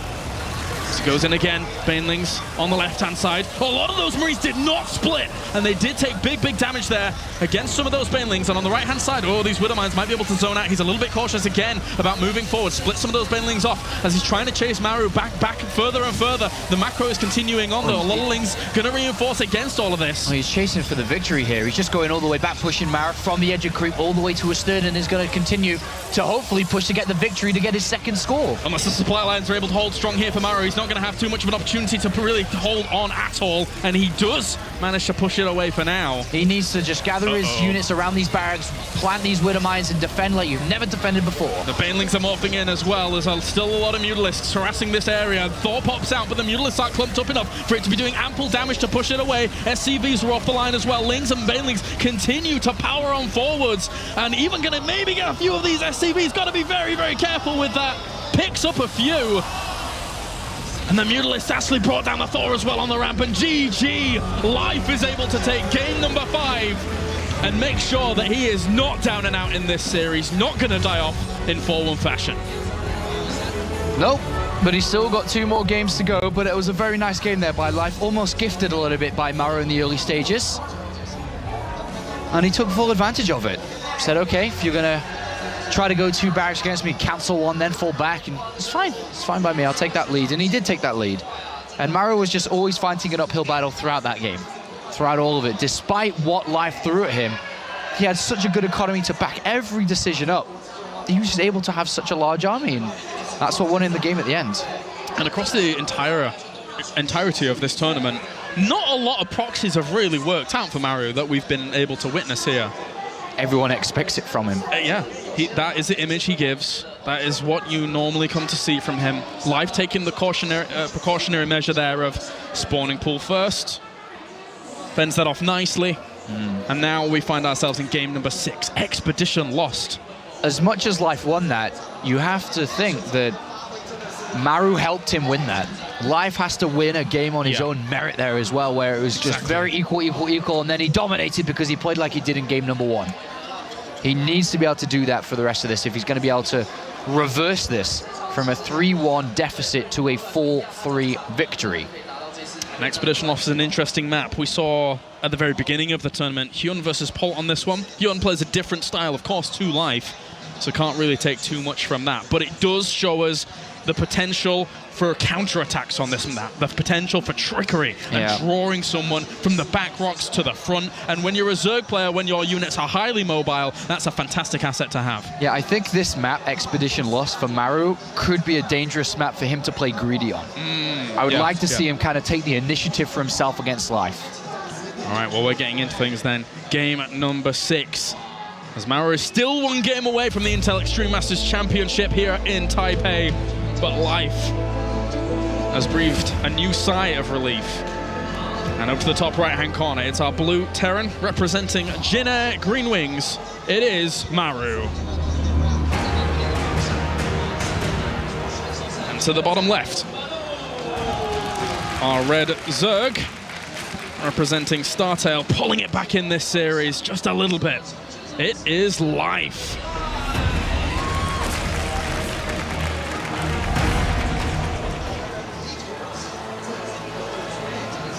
So some of the ways that he could approach playing this is play one of his builds that he's used so often in Pro League, and it is the later gas after the barracks, into Marine production, into the Widow Mine Hellion Marine drop that hits pretty early and can surprise a lot of Zergs. I think that's a pretty good build, and on this type of map could work well for him. Oop. Life looking for that 2 barracks. Yeah. And he's going to go very far out to try and find it. Yeah. Very far. And it is a command center, first of all things, coming out from Maru. So, good economic opener for Maru. Life loses a little bit, again, because of the image of Maru, because of what he portrays himself as. But he will be going hatchery first as well. Yeah, so with the command center first here, already Life is going to be like, huh, you greedy little boy. And what can he do to punish it? Already hoping to delay the command center a little bit here. And opts to Which build he up the is. barracks. Yeah, he knows it's going to be delayed by the looks of it. And definitely doesn't want to have a hatchery placed down. Yeah. So he's like, okay, I'll delay my command center, that's fine. So that's a small win there for Life with that drone. Yep. Especially considering the deficit, or the little bit of deficit he had to make up from it not mining. So.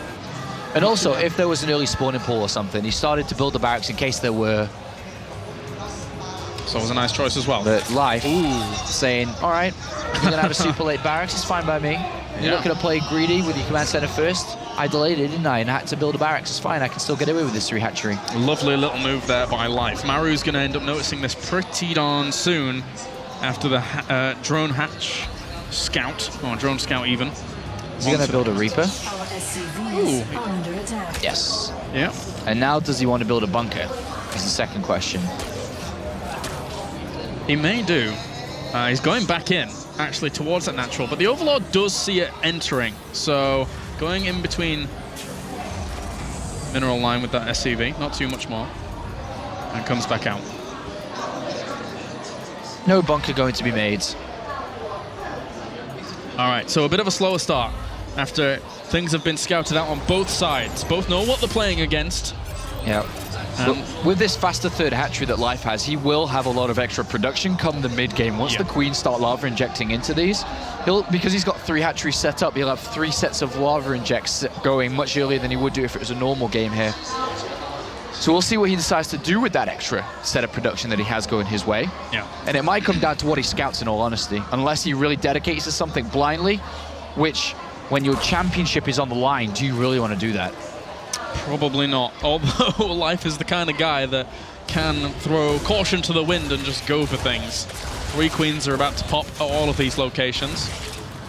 And this Reaper is being annoying. The space between the natural and the 3rd base for this Reaper is quite nice, just in case drones pop out at one of these locations. The Queen's going to have to zone out on its own for a little while whilst Lings catch up. Whoop. That's 1 drone kill. Ooh, nice. Got very close there to die into the Queen. Ooh, oh. Oh well. And that's your map vision gone. His neck. He's gone. Starport's going to go down. Yeah, Jason currently there's no slow. units out. So the Starport could...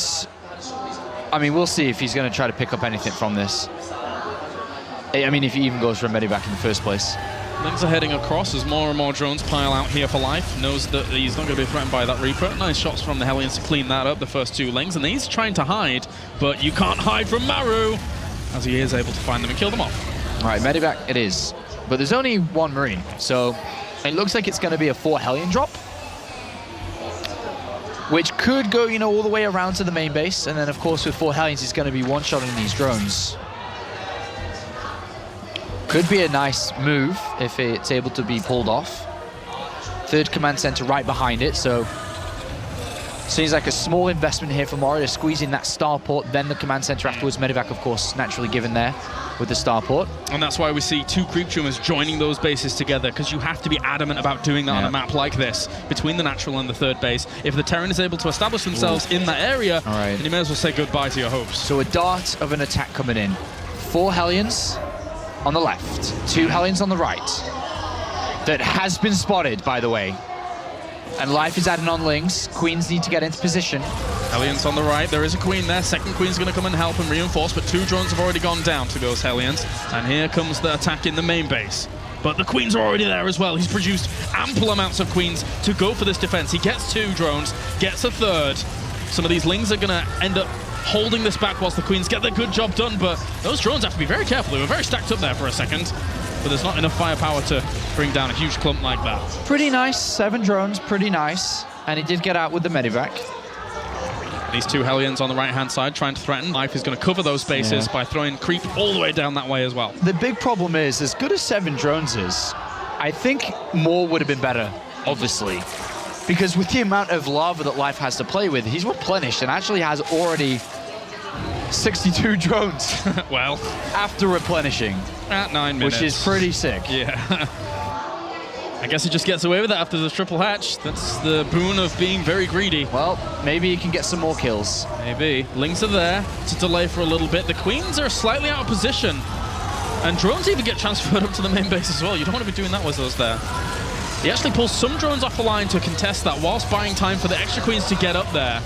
And these 2 Hellions, I don't think they're going to get much more done. And we've got to be very careful about coming back here. If the control is good, he's going to get even more. 8 workers extra go down during all of this. And he dives into the 3rd base again. They're so far away from one of these bases as Morrow's trying to draw his attention left and right, left and right. Now that is better. Now that is healthy, as a Terran would say. Because at first it was a little bit, not too comfortable with that. But now he's killed 20. He put Life to 55 workers to 50 SCVs. That is good. Now it's gone back up to 64, but that is good. That is comfortable for Morrow. That was a success.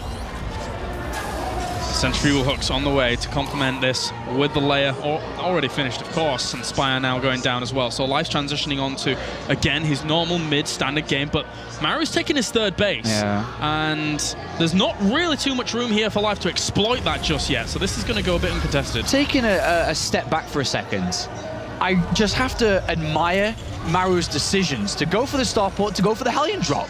If he hadn't have done that, it would have been 80 drones versus 40 SCVs. It actually would have been. So the choice that he made to do that was world-class. I love it. I actually think it was a brilliant move and brilliant decision-making to penalize Life, who he knew was going to be greedy, and he did. And he punished. He needed a way. And in the end, we see now that the 4th base is going to go down for Life. But again, on a map like this, look how far all the bases are away. It's worse than Catalina for a Zerg. Yeah. From the 1st base to the 4th base, unless you have good eyes on drops and aggression coming down there like the Creep Spread is trying to do, but doesn't spot this just yet, you are going to get punished. And Life may try something very similar to what we saw in Secret Spring, where he tries to break in between the 2nd and 3rd. No Spire yet, lots of Lings, and extra hatcheries being built.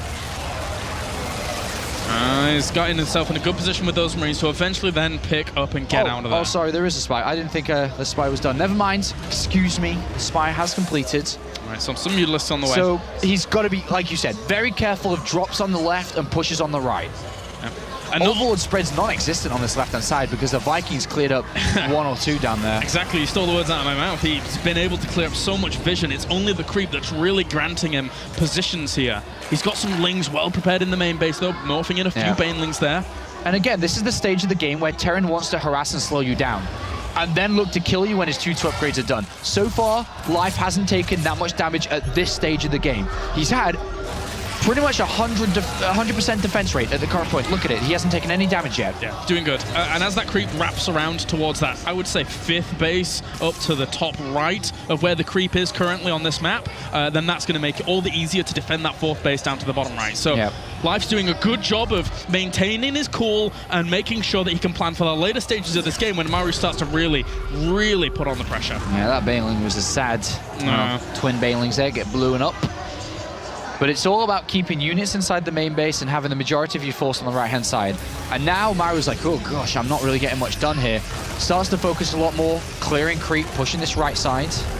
This game's going to be drawn out if both of them have to say anything about it. It's so even in terms of supply that it means that these engagements on both sides should be world-class, but he takes a lot of damage to those Banelings. That wasn't world-class. Maru should have been splitting. His attention was set elsewhere on the left-hand side, loading up these drops. And I was going to say, there weren't that many Banelings out there anyway, but they got a lot of damage done. Drop on the left-hand side now. Lings react instantly. Can't go in for that. On the right-hand side, Maru going to try and push onto the 4th base. Not that many Banelings. One of them rolls forwards, gets a good connection with some of those Marines, but thankfully they were able to deal with just the 1 connection. It's 1-1 to 2-2. 2-2 not finished just yet for the Terran. Oh, the Medivacs, the Mutalists, why do they go back? They could have killed off those two Not able to chase. Medivacs. I think he wants the bigger piece of pie the here. surround, he has to pick up and get out of there. Boosts away.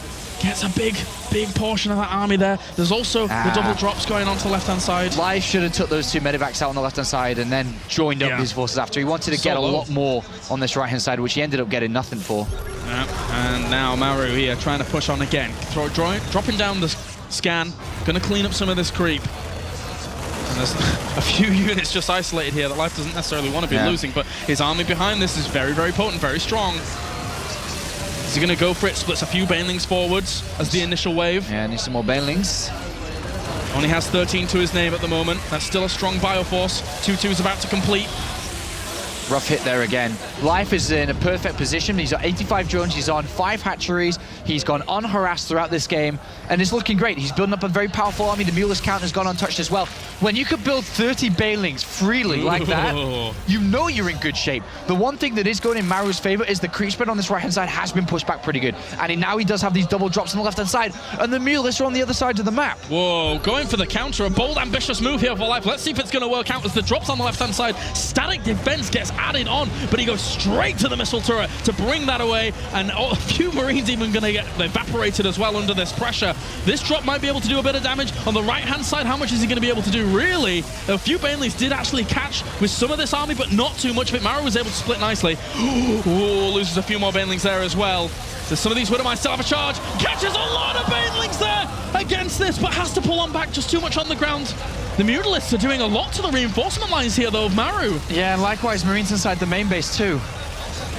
Catching some of these units as well, but still, Maru can't really, Life can't really shut that down in their main base, but Maru's still taking a bit of damage in these. If he were able to get the engineering base, then good God, that would be amazing, but he doesn't quite have the upgrades on these Mutalists to kill those off without the army coming back to stop him. Gosh, he's doing a lot of damage to that mineral line there. Yeah, he's got 18 workers across these two bases. Swinging around, and now it's become a defensive game for Maru. Oh, gets caught with his Medivacs transferring from one base to another. This is an opportunity here for Life to, well, he's trying to catch these Medivacs. Well, he really needs to get out. Another Medivac! Oh, Maru. He needs to get out of there, though. Caught between a rock and a hard place in between those two bases. As a Zerg player, when you decide to send your Mutalists out, is the time where you go, all right, I hope this works, because I know when I move out, drops are moving in. Yeah, and it did work out well for him. And now Maru's had to completely retreat back with all of his forces to manage to clear up the Mutalists. That has given Life time to regather everything back together, build up a Baneling count. Luckily for Life, the drop inside the main base didn't do that much. If that had gotten the Spire, the spawning pool, a hatchery, Life would have been in much worse shape. But if you think about it, of both doing the same type of drop, Life did more damage than Maru did. Maru reels for a second, only to go push again here. All the Banelings this time flow forwards. It's not wave after wave, it's just one solid push as the Mutalists trying to do some damage through the middle. Banelings aren't enough to be able to push back all of that bio, and there is a Thor in the mix as well, so those Mutalists have to be careful. Good fight there by Life. Once again, just going over to what I said earlier, when you play this 85 drone style, lots of heavy economy coming in, you want to make trades like that to wear the Terran down to then rebuild and go in again before he's ready. And he's expanding down the direction he's going to be pressuring here is Maru, so trying to defend and attack at the same time. Wouldn't even be too bad to bring down the rocks to actually reinforce that base a little bit quicker from his main, but he does get on the supply, on the production again, goops up a lot of these buildings, making it hard to even produce anything, never mind get them out to be killed, and Life is maxed out. Slowing down the income from that main base, slowing down the production as well, while killing off any loose units, while back at home, hopefully building up a big Baneling count. He is going to be fighting against 3-3 in the next fight, but the way he's playing this out, by harassing... Picks up and drops off, but unfortunately he loses a few of those Medivacs too. That Thor comes along and fends that off. Yeah, excellent play from Life. He's getting ready for one big push to come out when Maru finally stabilizes, and hopefully he's going to be ready to take that fight. He keeps finding angles. This is beautiful little Mutalist play by Life to kill off SCV after SCV. This army is not going to get microed. His attention's elsewhere, and all gets obliterated. Yeah, get those mules too. Fresh mules, lovely jubbly. Very nice. So Maru now down.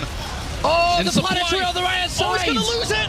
Oh, that was a lot of his income actually gone down the drain. 23 workers have fallen during this. Gets the missile turret on the second base. Life at the moment is doing it. If he's able to tie this up 3-3, Maru's going to hold on though. He's still got a little bit of fight left in him. The use of Mutalisk, the use of flying around with them, pulling Maru left and right to then surge straight through to the planetary with the Baneling morph, with the high income that he has. Excellent move from Life, and that is a potentially... It ties up the series. Yeah. It's going to tie up the series, that type of move. That completely hinders the income of Maru. After all the SCVs that have been slaughtered and no mining base, excellent. Maru trying to get back into it, but he's not got any opportunity at all. He's going to lose a lot of Banelings on that fourth base as well. 36 workers got to transfer to that location. We missed that, but I was watching it on my monitor, Cloris. There was 36 SCVs that just got transferred over there, and they all blew up to 2 borrowed Banelings. Oh my god, and now this is do or die for Maru. He has very little income left. Unless he's able to break this location of Life, he's not going to be able to break him at all. The Banelings move forward. Actually, the Thor's still alive, and he does do a big volley to those Mutalisks, but still, reinforcements going to be coming for Life. It doesn't matter, Cloris. There is so much Zerg here. He's going to come around to wipe up this army, and Life is going to tie this series up. Wow, unbelievable. What a game on Expedition Lost to kill off the rest of the bio. Not even any Banelings left over here, as he will be able to eventually get some onto location, push away the Marines. Maru is not leaving. He does not want to give up. He does not, because he's got that expansion back up and running, but with another big morph of Banelings, the income heavily faving Life here with one big solid smash through with his Banelings. He should be able to do this. Loses another Widowmine to those Banelings as well. All these small little things are really not going to help Maru. Oh, Banelings coming from behind here, or at least attempting to. Yeah, the potential surround is very, very real as the Mutalisks flying again with the Banelings catching some of that bio at the south, the north bio. There you go, GG! Life is able to tie up the series, keeping it alive. And in the end, we now go to one final game to decide who is going to be the Intel Extreme Masters champion. Unbelievable games we've had here so far. I wished for it a few weeks ago to see a best of 7 between these two players. I got my wish, and so did thousands of fans out there as well. We've got the best of 7 between them, and we've actually gone to map number 7. And it isn't the series that some people wished it would never be. The cheesy 2 barracks, 6 pool, whatever it is type of series. It has been excellent games back and forth between both. We saw Life start the series excellently. Maru took the mid part of it, and then Life was able to make that comeback, being 3-1 down to tie it up 3 apiece. And of any player to make a comeback in a final, Life is that guy that's done it time and time again. We're going to go to a short intermission here before game number 7 gets up and running. Thank you very much, Colaris and Apollo there, not Todd, of course, on the commentary desk. And welcome back to the desk. We've got Susie here, and Maynard and Todd. Are you doing your Apollo or not? No? Yes, no? Okay. Terrific. I mean, what else could we have wished for in this tournament? Everything we've dreamed of and hoped for and wanted, all the way from day 1 to day 5, has been given to us. It's like Father Christmas has decided to give us every single present we ever asked for our entire lives. 3-3 in the grand final. Let's just recap a little bit. 1-0 to Life off a messy game from Maru. Lots of mistakes. I think we actually called him Mistaku at the end of the first map because it didn't look good for him. I did. Yeah. But very messy. You said yourself, without those mistakes, this would have been 4-0 already. He threw very hard in game number 1, and Maru really outclassed Life for 2 games after that. And that was good because I really wanted to see what Maru would play, how Maru would play against Life. Game 1 didn't count to me because he made horrible mistakes, leaving the depots down and stuff that shouldn't have happened. But I mean, this finals, I'm headbanging like a monkey at a metal concert right now. Every single game, I just can't stop getting wiggly and jiggly and excited. I'm watching the games over there on the screen, and it's my favorite matchup. It's the Dream Finals, well and truly. That's something, right? That's not nothing. That's not nothing. All the memes. It's not nothing. That is absolutely something. Is that a double negative? It is, almost, nearly. How are you enjoying it, Susie? This is great. I mean, this is definitely not the finals I expected, but I know this is a dream come true for you. Yes. No, like the casters were saying, I'm glad there's no real cheese in it. These are like really well thought out games. Yeah. Both players are really they want this so badly, and you can see it. They are making slight mistakes here and there, but like we said, they're not in tip-top condition. happen, but considering, oh man, they're doing so well. Yeah, absolutely. So 1-0 down. Maru comes straight back into it, Todd. 3-1. You think it's hard to see where Life picks up a map here, but then he says, no, hold on. This game's not done. Comes back, makes it 3-2, and then we just saw another one, 3-3. It's the perfect end, isn't it? Yeah, I think definitely both of these guys, they really don't get phased by anything. They don't. It's like they don't even see the score. As soon as the game starts, it's only about that one game that they are playing, and they've just been playing so well. In particular, in that last map, our good friend Liquid Red tweeted that game was crazy, and he emphasized how he thought that they are basically fighting everywhere and not making any major mistakes. Yeah. And this last game was insane. Yeah, I really like crazy, the Catalina game as well. Yeah, just like you said, multiple places at the same time, and almost like they've got 3 sets of hands and 2 brains, because there is stuff going on all over the map. That's how both those players play. Yeah. They are the players that always have those runarounds, and Maru's the guy with the drops, 3 places at once. Yeah. Life's the player that hits 3 places at once. So the observer has to deal with 3 different things going on at once, because there's non-stop action. And as it gets to that macro stage and the players have enough to make in 3 places at once, it'll always happen. Yeah, absolutely. So entertaining. Apparently, I'm just hearing that Legends is actually going to have a replacement mouse because it's burnt out from all the movement. And a 3rd and 4th mechanical arm to be able to obviously the rest. Just tapping all the other keys and stuff. He's got better micro than the players on the stage at the moment. So 3-3 all tied up nicely. Anyone want to change their predictions? Nope. 4-3 Maru. Okay. Come on. We said 4-3. I'll We stay did with say Life. 4-3. We did say 4-3. Oh gosh, now I have to choose one? No, Yes. No. Susie, stay quiet, Don't do Susie. it now, Susie. No okay? spoilers. No cursing right now. We've done it, so we're all good. Okay, let's leave that there before we do anything bad. It's 3-3 right now. Let's head back to the boys on the commentary desk as we go into our final map of the final game at the Intel Extreme Masters final tournament of Season 9 before the World Championships. Enjoy Map 7 between Maru and Life.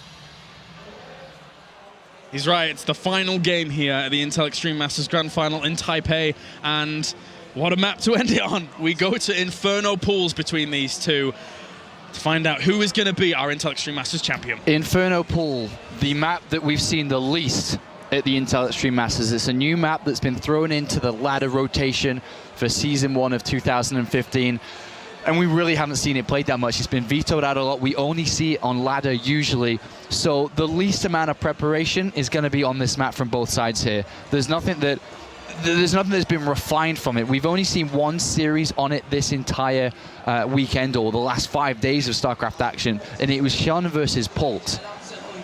And it was a pretty fun game, but it was a roach type of play. Is Life going to want to embrace that, where he can break in between the 2nd and 3rd? Because the majority of these maps recently that have come into play do have that big opening between the 2nd and 3rd that Zerg can slice through and hopefully win the game from there. But aside from the map, I just have to say that the Intel Extreme Masters this season, in Season 9, has had some of the best StarCraft that, for me, I've ever commentated on from the very get-go of the seasons. We started off the season with Solar versus Tasia. Oh, that series. That was fantastic. In Shenzhen. It was a wonderful series. It was an excellent tournament. We moved on to Toronto, where we saw Flash versus Zest, and according to Team Liquid, Toronto was the best event of 2014. And then we had San Jose, where we saw Hero claim his 3rd title against Rain.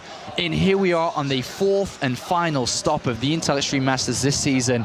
And look at it. We have Maru versus Life in a 7-map grand final. Unbelievable stuff so far. And the World Championship is only a month or so away. Unbelievable. All of those players will be attending that Intel Extreme Masters World Championship as we now get into game number 7. Who is going to be the champion here? Maru or Life? We'll find out right now as we have spawning down to the bottom left-hand corner as our blue Terran representing Jin Air Green Wings. It's Maru.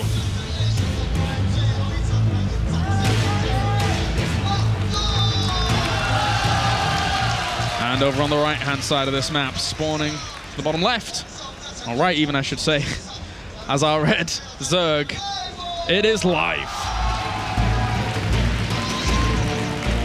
And it is close spawns. Yes. Which is crazy. These spawns are not the most liked from both of these players when they eventually find this out. It is very difficult because you are so incredibly close to each other. Just think about for a second as these builds shape up. Live's pocket 3 bases that he has on this right-hand side, if he consumes these and starts to have creep in the middle that is extending towards the split half point of this map, think about where Zerg usually would be. Now think about Maru and his third, and how close he's going to be just by sitting with his units in between the bases to how close creep actually is going to be. Trying to take a 4th base, what happens if Life gets creative and takes the gold base forward? All types of weird strategies can come out from this. It's going to be a wild one, an absolute wild one. It really is, and there's no excuses in the end. It's just win or lose. You either win and you are the Intel Extreme Masters champion, or you lose and you go home in 2nd place. There's nothing.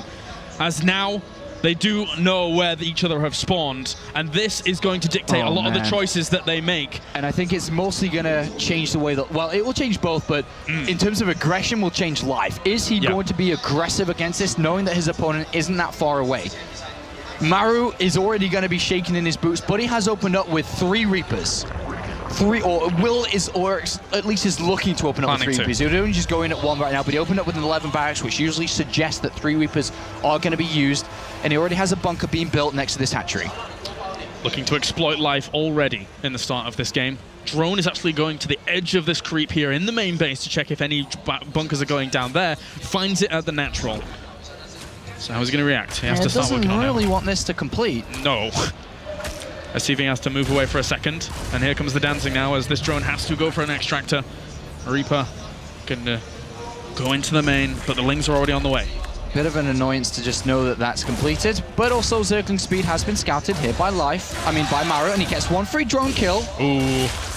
Doesn't want to be losing any more than that. The Lings do pop out. Buying time for these Queens to come along as well. Gets the SCV, so it can't repair. That's a really good start there for Life. Yeah, if he can get this down before the 2nd Reaper gets in. To start working on it. The Reaper only does so much damage here when it's inside, and forces the burning, forces the cancellation. Good start by Life. And then Poke to have a look at that gas. Get to the drones as well. Sees how much is being mined. Actually pulls them away from that. As another drone kill. Nice These start. Reapers are excellent here. 4 Lings are on the other side of the map, but they are going to run into a Reaper. Wow! Okay, he saw them. All right, that could have been dangerous. And speed's halfway done, so these Lings could take quite a bit of damage. Where is he going with those other 2 Lings? Just looking to save them, I suppose, at this point. He really wanted to get over there to the command center to see if maybe he could delay it for a little bit. Yeah, Maru's having a quick look around here. He's got to be very careful because Zergling speed is on its way, and of course, any type of rush could be on its way. Also, he doesn't really know what's going on, but Hellions are on the way. 3rd command center is the choice. Ooh. Coming out here from Maru, despite these positions, despite the aggressive tendencies that we know Life can have. Economic power play coming out of Maru in the final game. Few more Lings get added on just to keep himself nice and sturdy. Leia! Very fast. Whoa. Very fast. So 2 base Leia play could be the choice here. Or 2 base Spire, should I say. One thing to note, as much as we talked a little bit about earlier about how if Life plays aggressive, it can be very frustrating for the Terran, having the creep in the middle of the map and so on. But also very frustrating for the parade pushes that Terran can have as well. Don't forget about that Terran is very close, if Maru gets comfortable and gets a lead in this game, to just rallying over right to the heart of where Life's going to be. It can really be difficult for both sides. You got to be careful. That's why you need, ample creep spread to deny the speed and rapidity of that push if it's coming through the middle of the map. So pretty fast 2 base Leia, cutting out the Bailey Nest, cutting out. If there was Hellbats, Marauders and Hellbats and Marines, Hellbats and SCVs, I don't care. Any type of aggressive play like that, Life would have died. Yeah. He's cut corners. He would have died versus this, but luckily for him, it is 3 command centers, and he's okay. He hasn't died.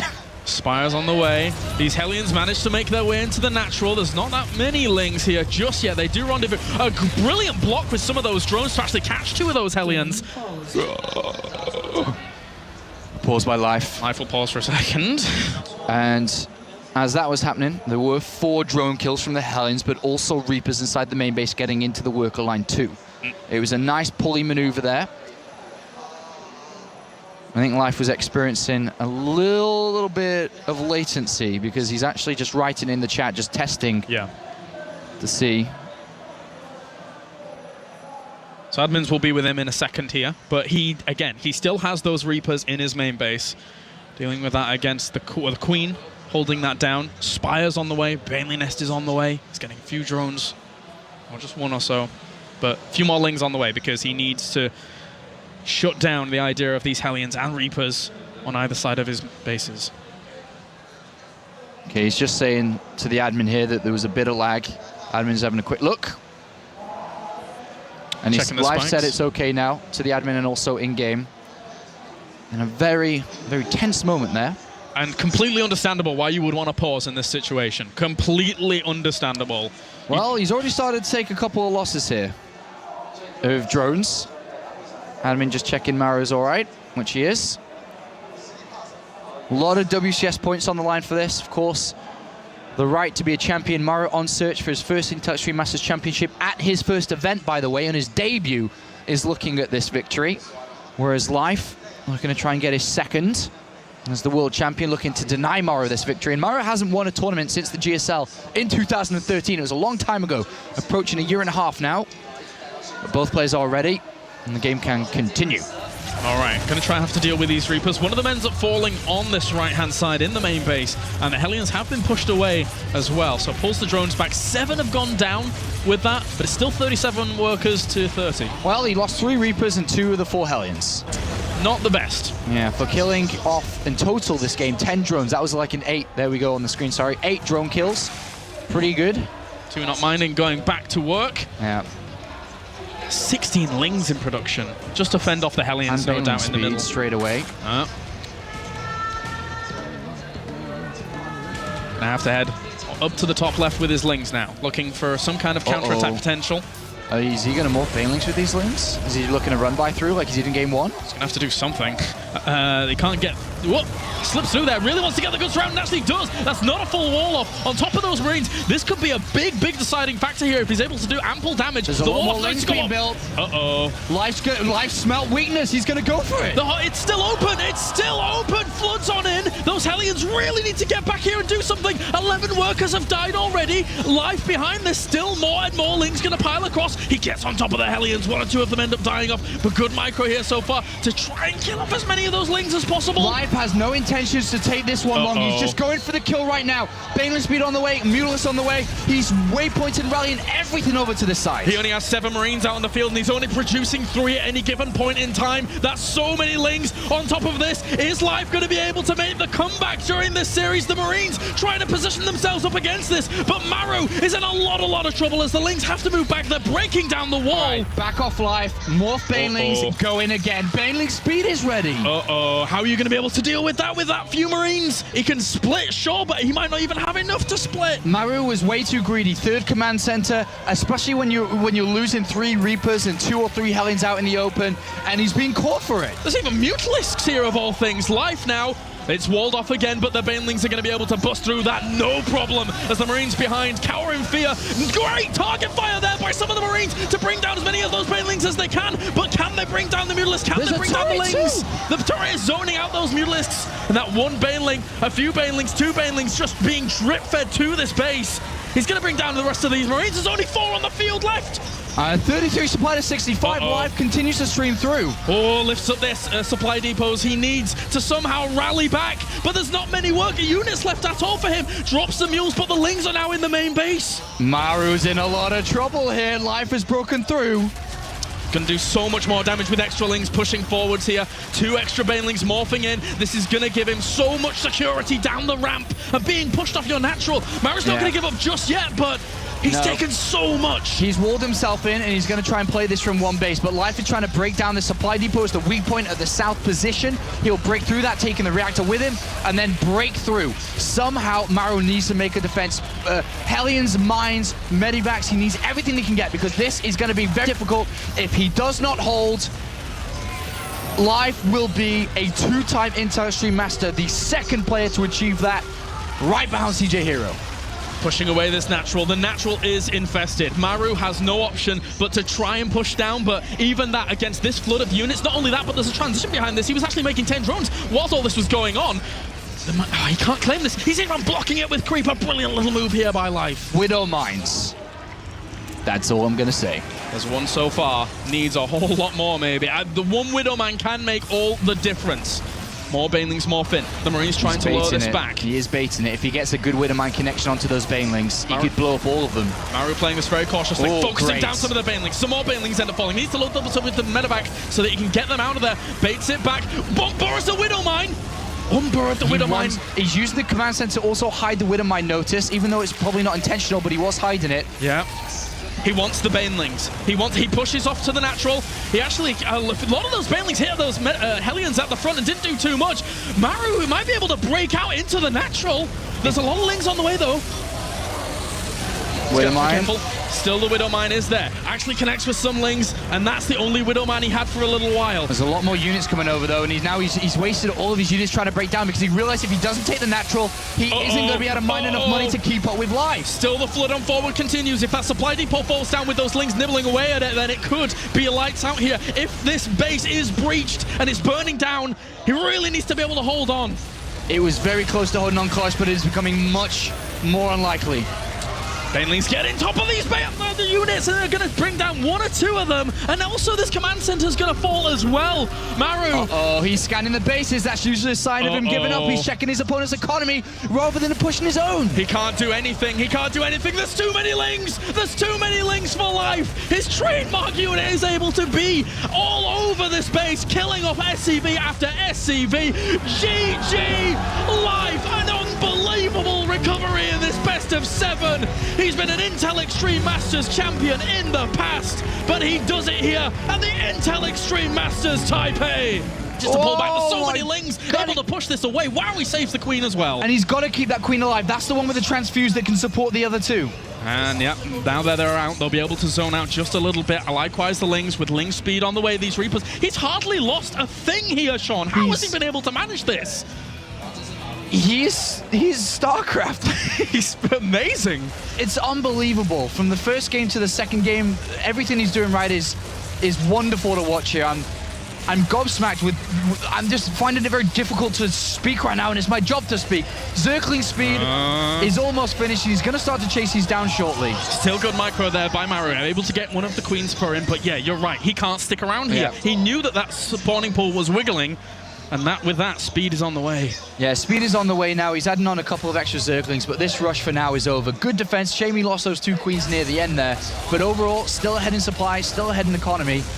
And the rush is now over without dying to it, which that is either designed to kill you right out, which we've seen earlier on, despite it being a bit more intense versus Hydra earlier.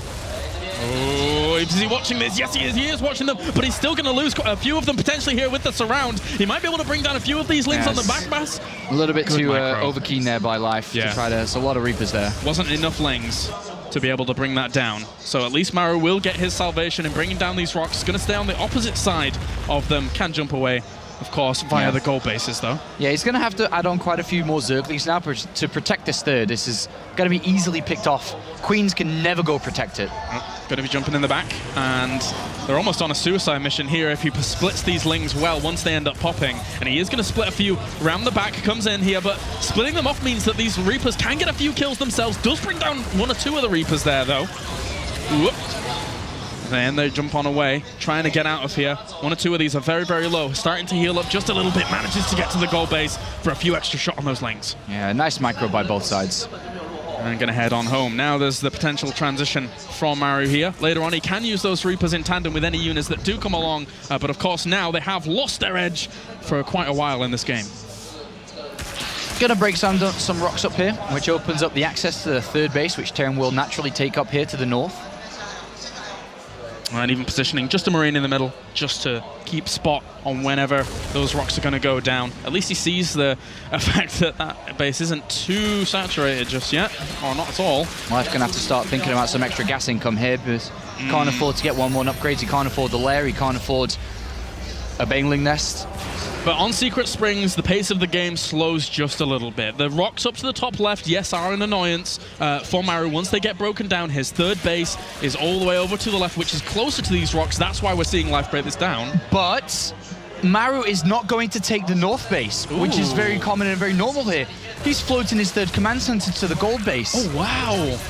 That's interesting. And actually, it's going to get spotted instantly. Okay, this is going to be a very aggressive game coming out from Maro. He's going to be... Basically, whenever you play Terran versus Zerg, you either waypoint in between the second and third, or if you go aggressive with your third command center stance, you waypoint towards the third. Where Maru's third is pointing right at Life's third. Right at Life's potential fourth as well, depending on where he takes it. But we are going to see parade pushes right down from north to south on this right-hand side. This is going to be very, very difficult. There's going to be a lot of production coming out from Maru unless he's able to shut this down early on. Baneling Nests as well as Leia being added on for life. Very, very normal stuff. He's actually making a lot more lings to help reinforce any lings that he already has and looking to swing on around. Is he just going to go? He could overwhelm this gold base. Yeah. Depending on how many lings he gets out.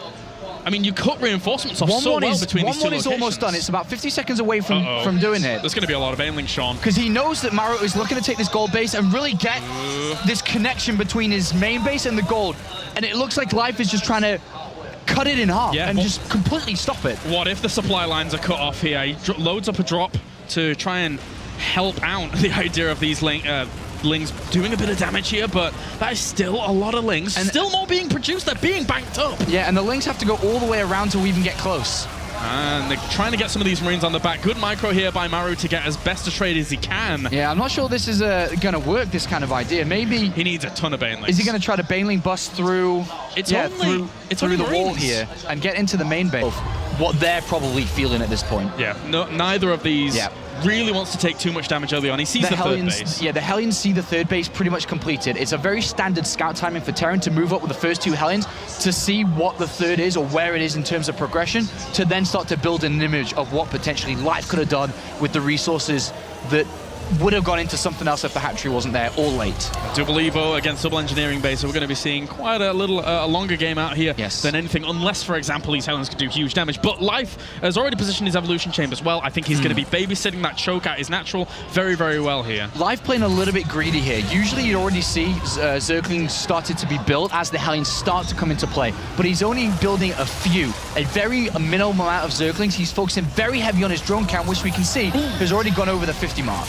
And he does see a few more barracks up at the top there with that, so it gives him good information as to what's going on. But Maru, he loves his bio. It's going to be very, very rare that he actually deviates out of that.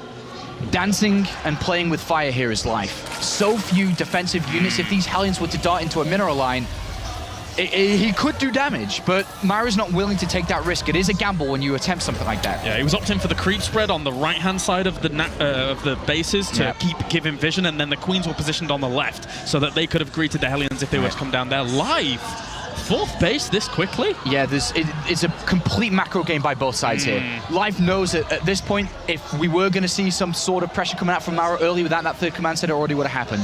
He knows that this is just going to be a very standard, classic Terran versus Zerg game. Yeah, really opening this up. So greedy. 16 lings in production, as well as the baneling nest, and now he is getting a little bit of defensive potential out on the map, but he's already powered up quite nicely with drones. He's already at 70 at the 9-minute mark, He's looking good. The only one weakness Life has is creep spread has been halted on the right-hand side. There's no active creep tumors. He needs to get respreading over there. And Ling's going to head over to the third base. They do see that command center landing. He was maybe trying to find a little bit of damage, but Maru was escorting that very, very well. And the Hellions are looking to nip in for a little bit of damage, but the Lings are already out. Yeah, no blows to either player yet, but Live could be looking to get around these Marines on the third base, but Medivacs are just out, so don't think possible. Yeah, a little bit more difficult. Actually, not actually picking up that supply depot. These Lings are actually going to get in. Whoa. And even into the second wall as well. A big mistake there by Maru. He's going to lose a few of these SCVs. The first blow goes to Maru. Excellent play there by Life. He looked like he was going around to the third, but he darted through the middle and straight to the main base and has killed 4 SCVs and just been a nuisance already. Good block there, though, by Maru to salvage the situation a little bit. Double drop on the way over to the right-hand side, but he actually, well... The banelings are really far away. They're very far away. They're on the third base. They do not have speed yet. This is going to allow Maru to deal equal damage. Spore Crawler gets added on, but that's not going to be too much use here as the banelings are crashing into those Hellions at the front. He was looking for a little bit of damage himself over on the other side, as were the Lings, but again, he should be able to push this back with the amount of Lings he has there as Queen as well. But more Lings get in once again. Live. How does he manage to do it? Just darting through. Marines are trying to be waypointed out into the middle between the second and third base, and every time the Marines are going out, the Lings go in. Yeah, he just somehow finds a way as Live kills off a few more SCV. 12 end up going down. and at least it's been cleaned up again, but Maru's looking for these drop potentials, but the Banelings are already there to greet it. 14 SCVs, a lack of mining time. Life's he's not taking a keeping big attention. lead. Oh, he's going to actually lose a lot of that, and he has to fall on back. So many more Lings. Mistake after mistake after mistake coming out from Maru. This is not what he wants in the grand finals of the Intel Extreme Masters. Especially not in the first game. He's all over him at the moment. His life really taking the opportunity to keep the pressure on Maru, trying to reinforce at that third base, cleaning this up. A nice focus fire on some of those Banelings, but has to get out of there. Lings actually move forwards into that small force, which doesn't really help them out too much, but he got a few more workers for his troubles. Another 4 workers here. When you're playing against the world champion, you cannot make these amateur mistakes here. These are mistakes that will lose you the tournament in the quarterfinals, the round of 16. This is the finals. He's got to really sort it out. Life's on form. He's on point with these Lings that he's made his own throughout his career so far, as 2 medevacs once again head over to that base. But the Mutalisks are about to pop out, 17 of them, because they have so much income. And there's, again, Lings find their way into the natural, doing a little bit of damage here, slowing down everything that Maru has available to him. Well, he's defending, but he's also trying to do a bit of aggression. He needs to get some damage dealt after taking so many losses. And he can't boost either. It was on cooldown. Those medevacs might actually fall left-hand side as well. He is putting on some pressure at that 4th base. At least he was able to find that. One of the medevacs ends up falling down. Left-hand side on Overgrowth for the grand final of the Intel Extreme Masters. Maru versus Life. Spawning down to the bottom left-hand corner. It's our blue Terran. Representing Jin Air Green Wings, it is Maru.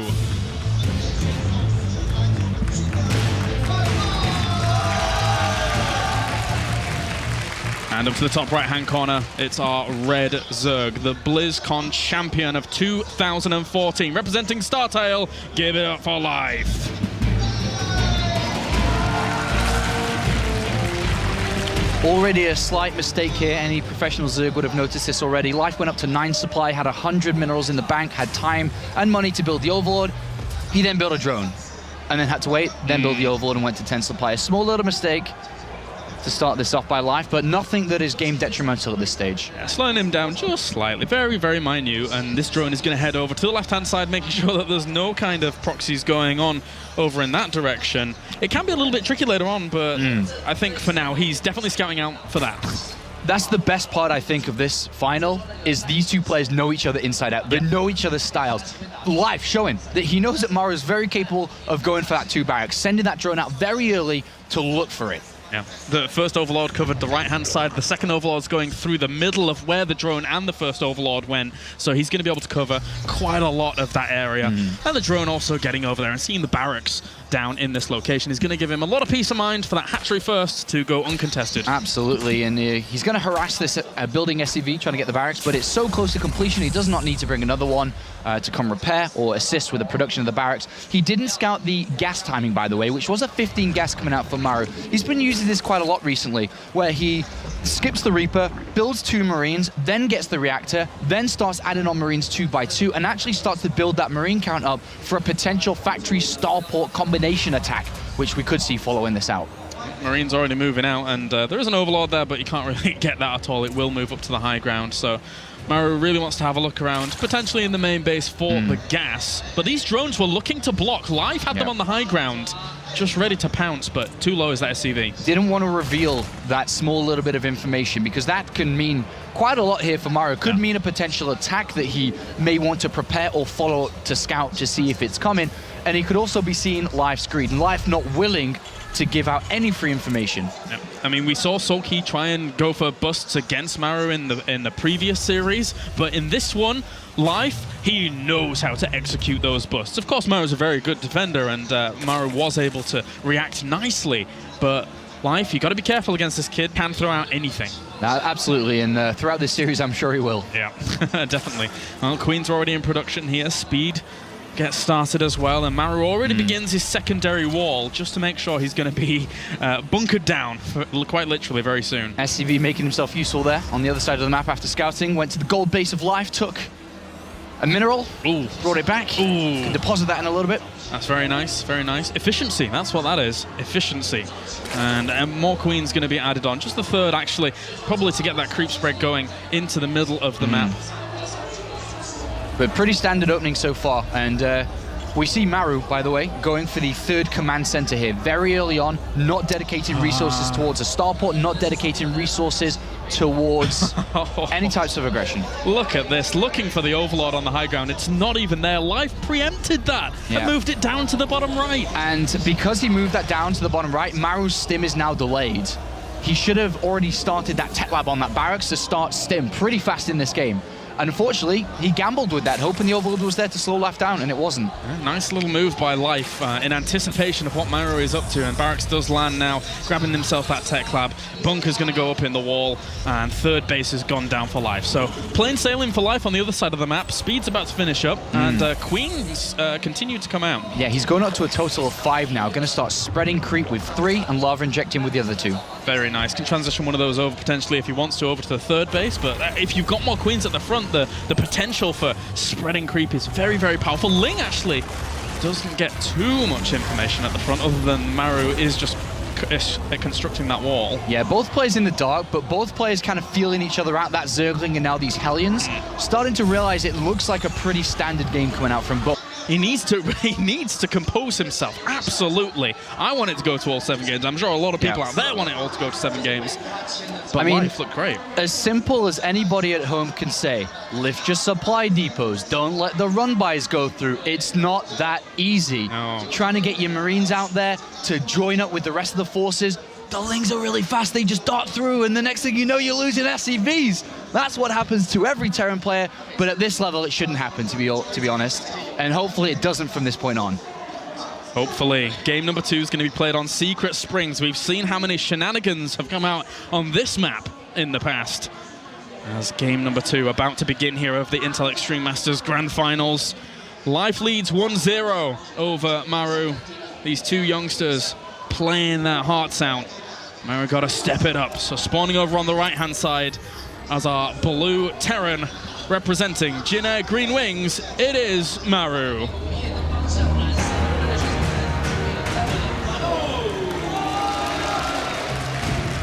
And to the left, it's our red Zerg. Currently leading this series very, very strongly, representing StarTale, it's Life.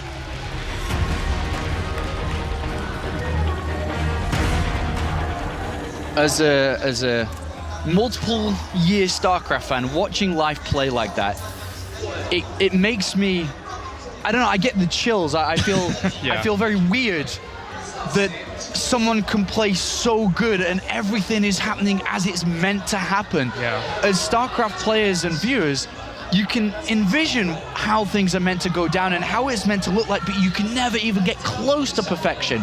But that was so good. It was like a machine. I guess the best comparison can be like a chess player. After hundreds of years of development, everything is perfect, and that's what it looked like when he was playing there. Yeah. When life gives you lings, you make, well, when life gives you lava, you make lings, basically. Life just, he flows like water. It was so very impressive. Maru has opened up with an 11 barracks, by the way, and a second barracks behind it. So a very fast, or faster than usual first barracks, and a faster than usual second barracks here. And he's going to use the same build that he used against Solkey. Solkey went spawn and pull first, though, then hatchery, then gas. Life has chosen hatchery first, then it was 15 hatchery, then 15 spawn and pull, no gas. He's going to have to rely on queens alone in this. Lings aren't going to cut it. He needs to get queens, he needs to save energy on the queens, and he has to build up a lot of them. Yeah. Maybe add in the spine crawler as well, because this isn't going to be easy, but what does he scout? It's one of the scarier builds. The Overlord is going to probably head over. He was trying to, I guess, see a command center first to start off with this Overlord, but he's completely bypassing the fact that this second barracks is just finished up. He's so close! Oh, he's going to go. He's going to go. He's going to see the second barracks! Uh-oh. All right, well, Life, you've seen everything you need to see. How are you going to react? Because first Reaper's on the way. Fueling's in production. Queen is also on the way. Bunker going down as well. Maru is going to ramp it up from here. As much as he's seen it, he's now just got to pull off the defense. And one drone's going to get worked on already. You need good drone micro here to be able to continue on. You don't want to be losing any of these drones at all, but at the same time, against extended production of these Reapers, it can be very, very difficult to deal with. He's already working on one Reaper, taking a little bit of damage of it. Spine Crawler has started as well. So far, no drones have gone down, which is important. Good control. We have 2 queens in production. Gonna have to walk that down from the natural to be able to deal with this, but the bunker's finished up. That does cause a little bit of problems. The Lynx actually also go for the bunker to start off anyway. Only one SCV really wants to get that, Oh, but it nice. dives into the bunker to keep it safe. Very nice. Still this spine crawler on the way. 3 Reapers, he's throwing down another bunker. A little bit closer to the mineral line this time as he's microing back. Gets a lot of these lings. Very good micro here by Maru. Couple of things that Life's going to have to do as soon as he mines 100 gas. He's got to pull out of that gas to really be efficient with his income, because every little bit of income matters in this intense of a battle. Yeah, a few more lings actually being added on here. The queens were actually focusing down the SCV, and I think they did get it during all that, so he has to cancel the second bunker. Very important for those queens to get that, slow this down a little bit more. So far, very clean defense here. Queens now banking up energy, spine crawler in range of the bunker, which has to be salvaged, and Zergling speed is on its way. Beautiful little defense so far by Life. No panic, no real hesitation. Almost one of those queens ends up falling, but some damage is being done, and there is a link still left here. Maru should be able to get cleaned up on the left too. There's been about 25 SCVs killed in this game already by Life. He's taken a good 30 supply lead. And so far, so good. No turrets have been made anyway, only just now being added on as these Mutalisks come into play. Boost back out again there, as he does have the safety of a few Widow Mines for these Mutalisks to not really be able to deal with, as there isn't a Overseer. Look at this! Look at this next mistake Maru's making. Supply block at 137. He's only just now added on the 4 supply depots in a row after losing one there. Yeah, adding on 2 Overseers now so that he can be able to push forwards with this little force. And the Banelings are morphing in. Life feels... He senses blood in the water, I think. Yeah, I think he's going to try and end the series, or end this map, sorry. That's a lot of links flooding forwards. The Banelings aren't morphed in quite yet, but the Mutalisks follow with this as well. I don't know, this might be a little bit over an extension. Maru is able to split quite nicely on the right-hand side. The Widow Mines do a bit of damage, but Life can't kill him off just yet. He needs more Banelings with this to be able to really get a killing blow. And he's going to go in again. And try and do as much damage. The Widow Mines are on cooldown. That's going to cause a lot of problems here for Maru, who takes a big chunk of damage to some of those Banelings at the front, kiting back as much as he can do, but he doesn't have enough bio to be able to deal with that. The Mutalisks have been able to chase him all the way back. Here come more Lings to reinforce at the front, and Life from start to finish has been all over him here in game number 1, giving him a masterclass on how to play ZVT. As GG, game number 1. Whoa. All right. It's a flawless victory there from Life. Absolutely flawless. Step back a second and marvel at what Life was able to do just there. Constant pressure from start to finish, and Maru got thrown aside. It's almost like a ruse, as Life entered today's tournament saying, I'm really tired. I'm not feeling very well. I had a late night. Yet, he's playing as good as he did yesterday. And Maru not feeling it. He got absolutely pummeled there. Yeah. It wasn't even close. As we've said, from Maru's perspective against the players he's played. He looks a little choked up, if I'm honest with you. And I would be as well after a defeat like that. That was very, very difficult to deal with. And if that is a prelude to the rest of this series, then Maru is going to have to step it up. So join us after the break, guys, as we go to a small commercial break, and then we'll be back for Game 2 of the Grand Final of the Intel Extreme Masters.